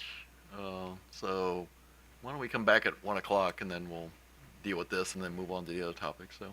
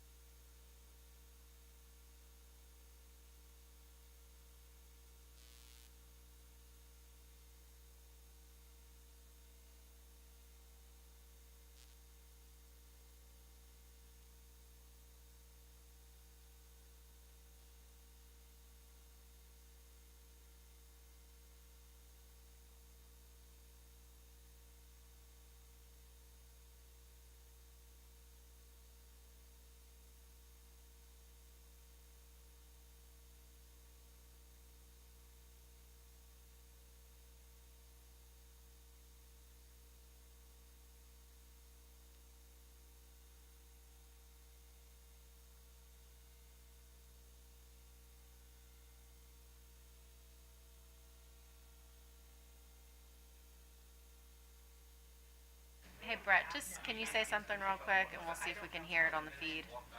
Yep. Hey, Chi, can you hear me okay? It does sound better. Yeah. I think we might have, well, sounds better. Okay, well that's good.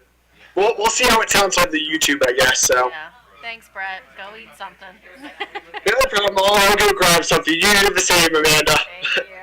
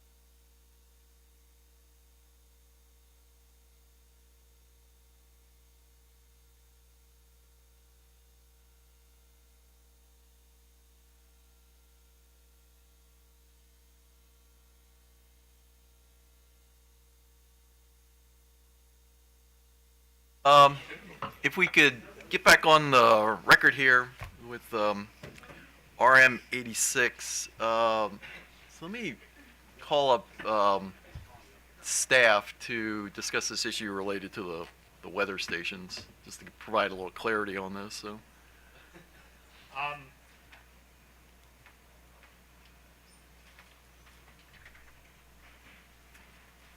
Ben Baker came by and asked me to. I used to handle some of the buck sheets on this. I can't, especially with the utilities in the room. Actually, tell him who you are. Oh, I'm sorry. Okay, thank you. Kenneth Albert on behalf of Commission staff. And again, like all members of the Staff Council Division, I've handled in prior years. It's been 3 or 4 years.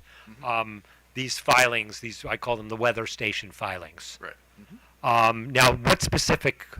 Having said that, what specific information Well, I guess are you we're seeking? trying to figure out the interplay between, us adopting in the regulations a reference to the National Weather Service and how it relates to what they currently get through these weather stations as far as them being able to make a determination as to when the restrictions would go into effect. My understanding is all utilities, and putting aside this weather station thing, if you're pushing gas through a pipe, you've got to know how much you're nominating. You're nomming on Transco the day before to come into your market area. So yeah, they're doing weather forecasts all the time. That's their business, because they've got to nominate this stuff. And they all the utilities, just because it's more timely and convenient, they rely on these private contractors.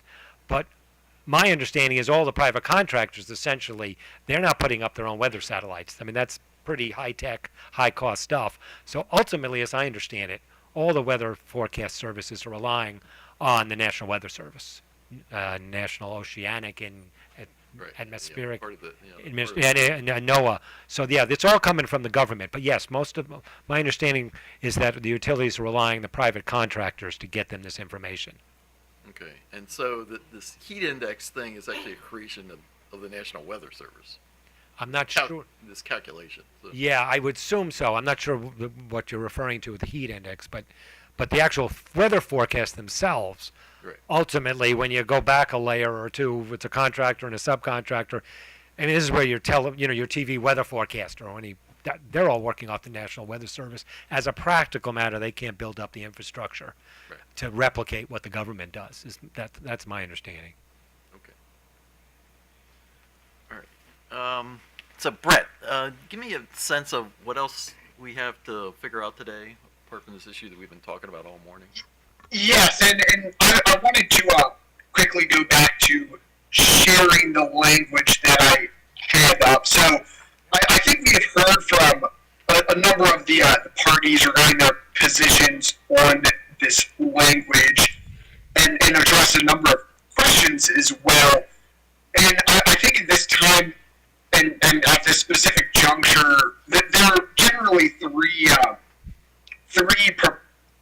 proposals I'll say is that regarding what the commission and the commissioners want to move forward with terms of defining a summer extreme weather period. So one, as we've heard, is the summer extreme weather period. The work group leader myself proposed this language, and little I is what is suggested by commission technical staff, and from my understanding is acceptable to the utilities. However, the utilities would prefer double little I, and double little I is, from my understanding, not supported by tech staff, but generally supported by the utilities. So double little I is in reference to the National Weather Service, excessive heat watch, heat warnings, etc. Whereas single I, as I stated, supported by tech staff, is the 72-hour segments with a 100-degree heat index and a 95-degree ambient temperature. So those are the first two proposals. And then the follow-up proposal, as we've heard from OPC, is OPC having this 5-day, 120-hour forecast window, as well as a ambient temperature of 95 degrees and a heat index of 95 degrees. So at this juncture, I believe I'll ask the commissioners of what direction you all want to move in terms of establishing these regulations specifically, and I can clarify certain points here and there depending on that direction. So that is, I think, the juncture that we're at before kind of moving into next steps, is my understanding. Okay. Okay, go ahead. Okay, so I have just one clarifying question. So I and too little I are ors in terms of what's going to appear in the regulation. So they wouldn't be an either or in the regulation itself. So we either approve one little I or we approve two little I. Right. Okay. Yes, that is correct, and that was recommended by the parties that supported the work group's leader's proposal, which is we should not do both of these, I and double little I. Right. We should either do one or the other. Right. Okay. Okay. So my suggestion is going to be this. I move that we adopt little I, but I do want to make an amendment, and I guess I'll just read it out, and I'll show you where the amendment's going to be. So it says, summer extreme weather period means a period of 72 hours beginning at 6 a.m. on any given day, comprised of 3 consecutive 24-hour segments, during any one of which the heat index as forecast is expected to be 95 degrees Fahrenheit. So I'm changing what's in the current draft of 100, changing that to 95 or above, or the air temperature as forecast is expected to be 95 degrees Fahrenheit or above during the segments. Determination of the possible existence of a summer extreme weather period must be repeated every 24 hours at 6 a.m. So that's the motion with that. So Commissioner Sushman. Aye. Commissioner Barbe. Aye. Commissioner Richard. Aye. I vote aye. All right, so that's what'll go in the regs for that. So. Perfect, and I can make those changes and follow up, and I'll strike little I as well from that. Okay. And the next section, I don't think there should be too many issues. However, this is regarding the definition of heat index, which was not necessarily discussed in particular detail in the prior half of this rulemaking, but just for sake of clarity, curious to get your thoughts and direction regarding adopting this this definition. All right, so let me. Well, all right. Do you have a question or? Oh, I was just for clarification, Mr. Sproul. The National Weather Service, the NOAA, they do have a definition of the heat index, and they provide an equation. I mean, is that something? Is that the one that's the gold standard, and that we would use, I guess, for that definition, or are there other, I guess, equations that we should consider? And that is generally what has been discussed within the work group regarding the definitions that we have been using and discussing within the work group. And this definition of heat index is largely taken from what is available on the National Weather Service. Obviously, it's not for a perfect comparison of what is on that website. However, it's largely taken from the information provided by the National Weather Service and NOAA. Well, it looks like even if we're using, I guess, company weather stations, if we apply this equation, though, we should get, I think, a consistent outcome. Is that correct? Yes, and my understanding, and I believe his tech staff and Mr. Albert had stated earlier, that the weather stations that are provided are in line with the National Weather Service. So, for lack of a better words, the weather stations that they would be getting these forecasts are compliant or in line with what the National Weather Service is providing. Okay, thank you. So let me just ask, does anybody have a concern about the definition of heat index that was proposed by the work group leader?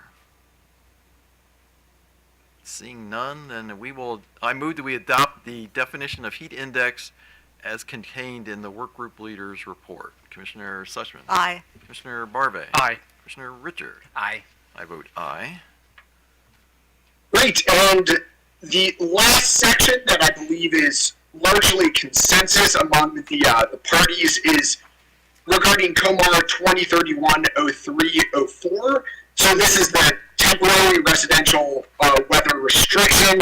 This language just largely states that, okay, during a extreme weather period, whether that's summer or winter, a utility may not terminate service. So this just effectuates the definition language that we'd spent a lot of time on before. Once again, my understanding is that this language was largely consensus from the work group just because it just effectuates the language that was discussed. So, Okay, so, well, OPC. If I may, I apologize, and I should have recognized this earlier. I might say that non-payment is not consistent with the other definitions. It says the utility may not terminate service for non-payment, and B, which is currently in effect, it doesn't specify the reasons that they may not terminate service. So I'm seeing this now again, even though it was largely consensus language, and just pointing out that there are a variety of reasons why the utility may terminate, but non-payment is less restrictive than what is currently on the books, I believe. I'm looking actually through. Oh, that does. and hearing that, I can I'm curious to get parties' comments and commissioners' questions just because of the late notice of this this language. I can strike this and hear parties' comments. No, and I'll defer to you. I apologize. This is what happens when you look at things quickly. I was afraid. I was coming to a vote. I wanted to make sure. I do see because of non-payment. So it's consistent with the current regulations. I do see that now in B. So I apologize for the time, but that is okay. Okay, so you're okay with it? Yes. Now, All right. thank you. I Thank see. you. All right, so with that, so this is a consensus agreement on the part of all the participants. Okay, with that, I move we accept the work group reports language on the temporary residential weather restriction language A and B. Commissioner Sussman. Aye. Commissioner Barbe. Aye. Commissioner Richard. Aye. I vote aye. Great, and with that, I think that covers the language that we wanted to get through today.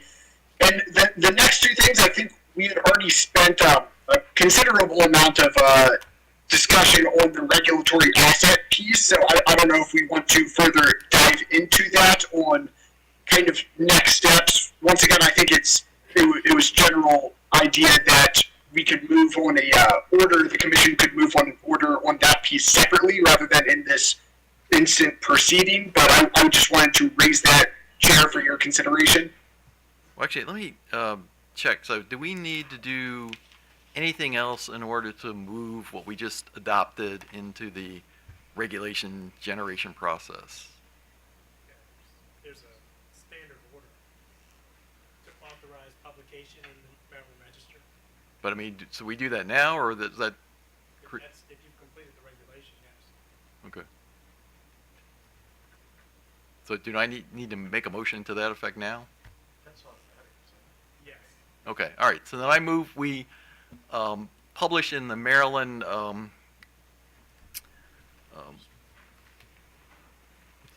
blanking out on what they call it. Yeah, right. So I move that we publish in the Maryland Register the regulations as adopted by the Commission today, along with any changes that are needed for stylistic and consistency basis along in conjunction with the COMAR regulation process. Commissioner Sussman. Aye. Commissioner Barbe. Aye. Commissioner Richard. Aye. I vote aye. Okay. So, so the next issue is this medical needs situation, all right? Well, I'll stop there just because I know that the focus, at least from the work group and the language that was submitted, is specifically only on the summer heat protections, and that was the consensus and proposal from the work group that received unanimous decision. So the next step is myself requesting direction from the commission regarding the future of the work group, and specifically, would you like us to continue to proceed to move through the additional regulations that were submitted back in October and discuss those within the work group and then come to you all with recommendations in the future? So, anybody's thoughts on that? Oh, sure. Yeah, okay, so, I don't recall what other issues, you're dealing with, although I do think the work group needs to stay, engaged, because there are gonna be some issues that we're gonna raise today.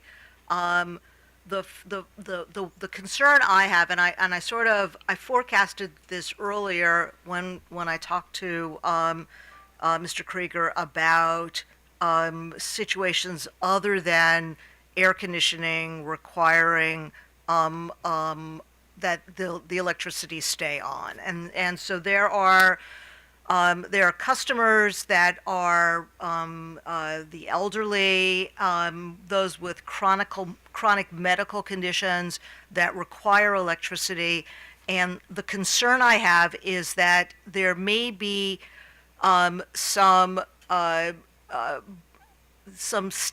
unnecessary steps that they have to go through, bureaucratic and otherwise, that perhaps we can address in regulations. So just like situations relating to heat index, I mean, in the regulations we're very clear when these kinds of situations occur. Electricity stays on. I would like to have something like that when we're dealing with folks that cannot have their electricity go off. So having something, and then this is something that the work group itself will have to deal with. But when you identify, for example, customers that are receiving supplementary social disability insurance, SSDI, or whatever the SSDI stands for.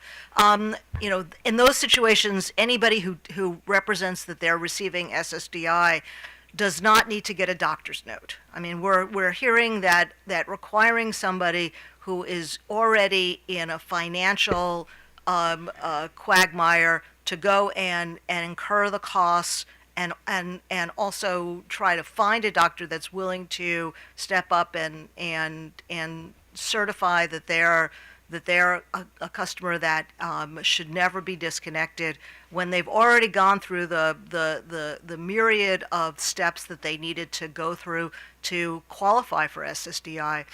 I would like to see in regulations the next time it comes to us some sort of threshold situation where those customers are automatically eligible for no disconnection, and so sort of take this back and work with the various stakeholder groups and find. I mean, there are always going to be situations where you're going to have to sort of delve further into the challenges that a particular customer is facing, but we should be able to establish some base level of customers that don't ever get their electricity disconnected, and so however we define it, it'll be that universe of customers that we won't require go through of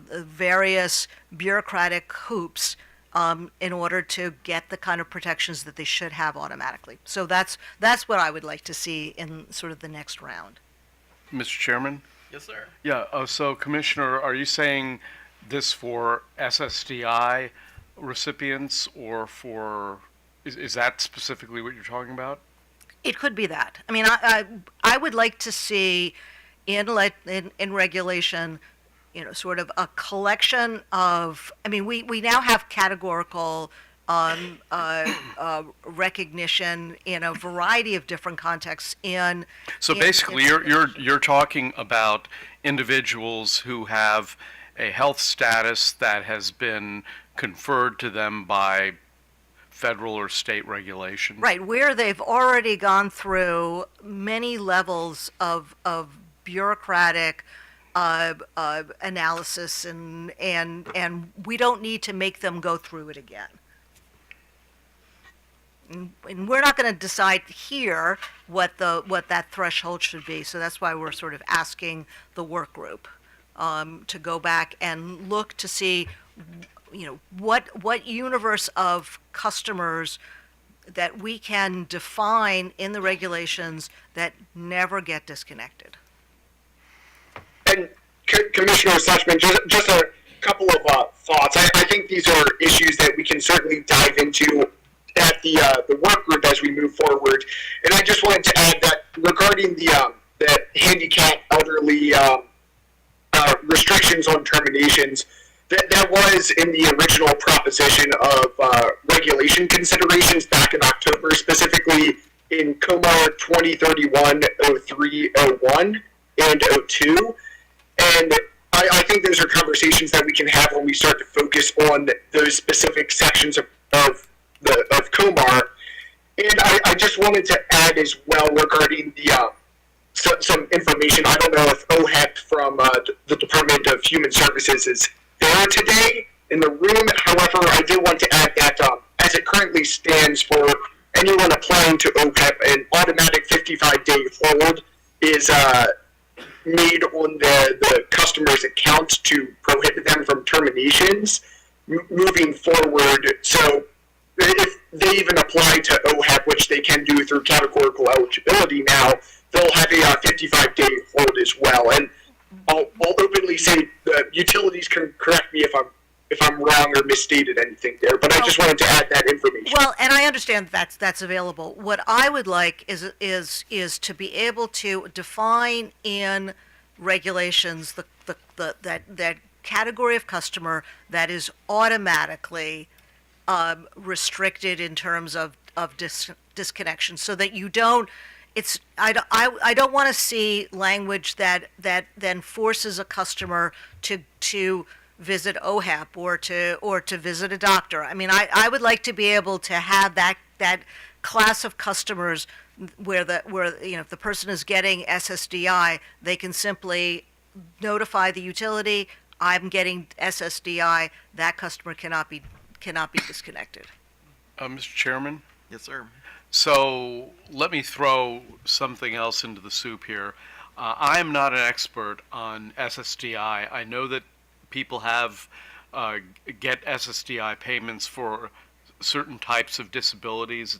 It's quite varied, and I think that we have to be careful that we know what we're doing here with that, because I personally, I only spent 1 year serving on a health committee, so I have a very limited knowledge of who these individuals are and what their disease states or disability states are. I think we have to be very, very careful in how we define people who have automatic, who would be automatically considered as people who cannot have their power terminated. I just feel that I personally need to have more information about programs like that and what disabilities they encompass, because if it's an injured worker who has a severe disability based upon a back injury, I'm not necessarily thinking that that's an individual who should be automatically considered. Maybe, I don't know, honestly, my wife, the workers' comp commissioner, knows more about back injuries than I do. So I think I just want to put it into the conversation that that's something we ought to understand before we move forward. Right, Thank you. and I completely agree, which is why we're putting this back onto the work group to give us the answer, because certainly we don't want to have this be overly inclusive. That would present a problem for a lot of different reasons. But we also want to avoid the situation where there's a chronically ill customer that cannot sort of go through the necessary hoops in order to avoid disconnection. That's the person that I'd like to be able to reach through some kind of ministerial process for determination of eligibility. Anybody else? I was just gonna. Yeah, and that's kind of along the same area I was interested in. And Brent, you listed the COMAR 2031, 03, 01, and 02. And I think it would be great for the work group to look at classes in groups of individuals who may as Commissioner Suchman should be exempted. But I'd really like specifically looking at the B on the certification requirement, and see if we can come up with alternatives to requiring someone, if they're in that category, having to go and get a doctor's note or some kind of a note. It just seems like there ought to be other alternative means, easier means for these individuals to certify that they are medically eligible, or they have certain medical equipment that needs to be operated without having, again, I think it's difficult enough to go to your utility to try to initiate the process of foregoing being disconnected, but the way the healthcare system is in this country now, I think that's even a bigger hoop to put somebody through to get a doctor's note and make an appointment and potentially go through the cost to get that certification. So, yeah, if you could have the group look at the B under that COMAR that you mentioned, the certification requirement, see if we can simplify that. I think that would be very useful in this exercise we're doing right now, and in two as well. Just making sure that the communication is such that we're dealing respectfully with these people, and that would be an O2 of what we're talking about, and they're not being frightened or threatened in any way when they go through this process. So thank you. Yeah, Mr. Chairman, I just want to reiterate an anecdote I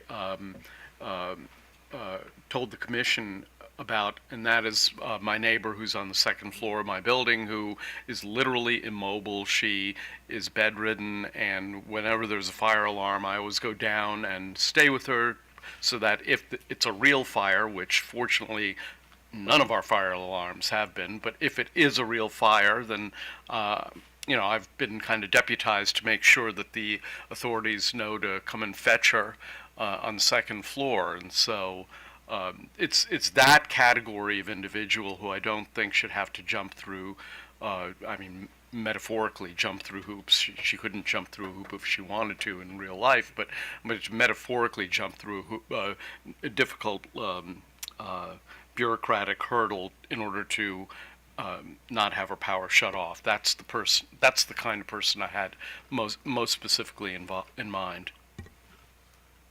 Okay, so I don't want to underestimate the difficulty in trying to figure out a metric for this, because I think it's as it's been sort of alluded to, we kind of know what it is, but translating that into language that we can put in a regulation, I suspect is going to be pretty difficult. So I would encourage the work group, and to the extent you need any help from me on this, to solicit advice from, I guess, and I'm not quite sure where the authority lies in between the two of them, but between the State Department of Health and the State Department of Human Services, I assume they have, similar situations where maybe they can be of some assistance in helping us figure out who ought to qualify for this, and then what sort of certification process, would be required, so that it's not just anybody and everybody who can sign up for this. But obviously there's language that was enacted by the General Assembly on the critical medical needs situation, and it was alluded to earlier today about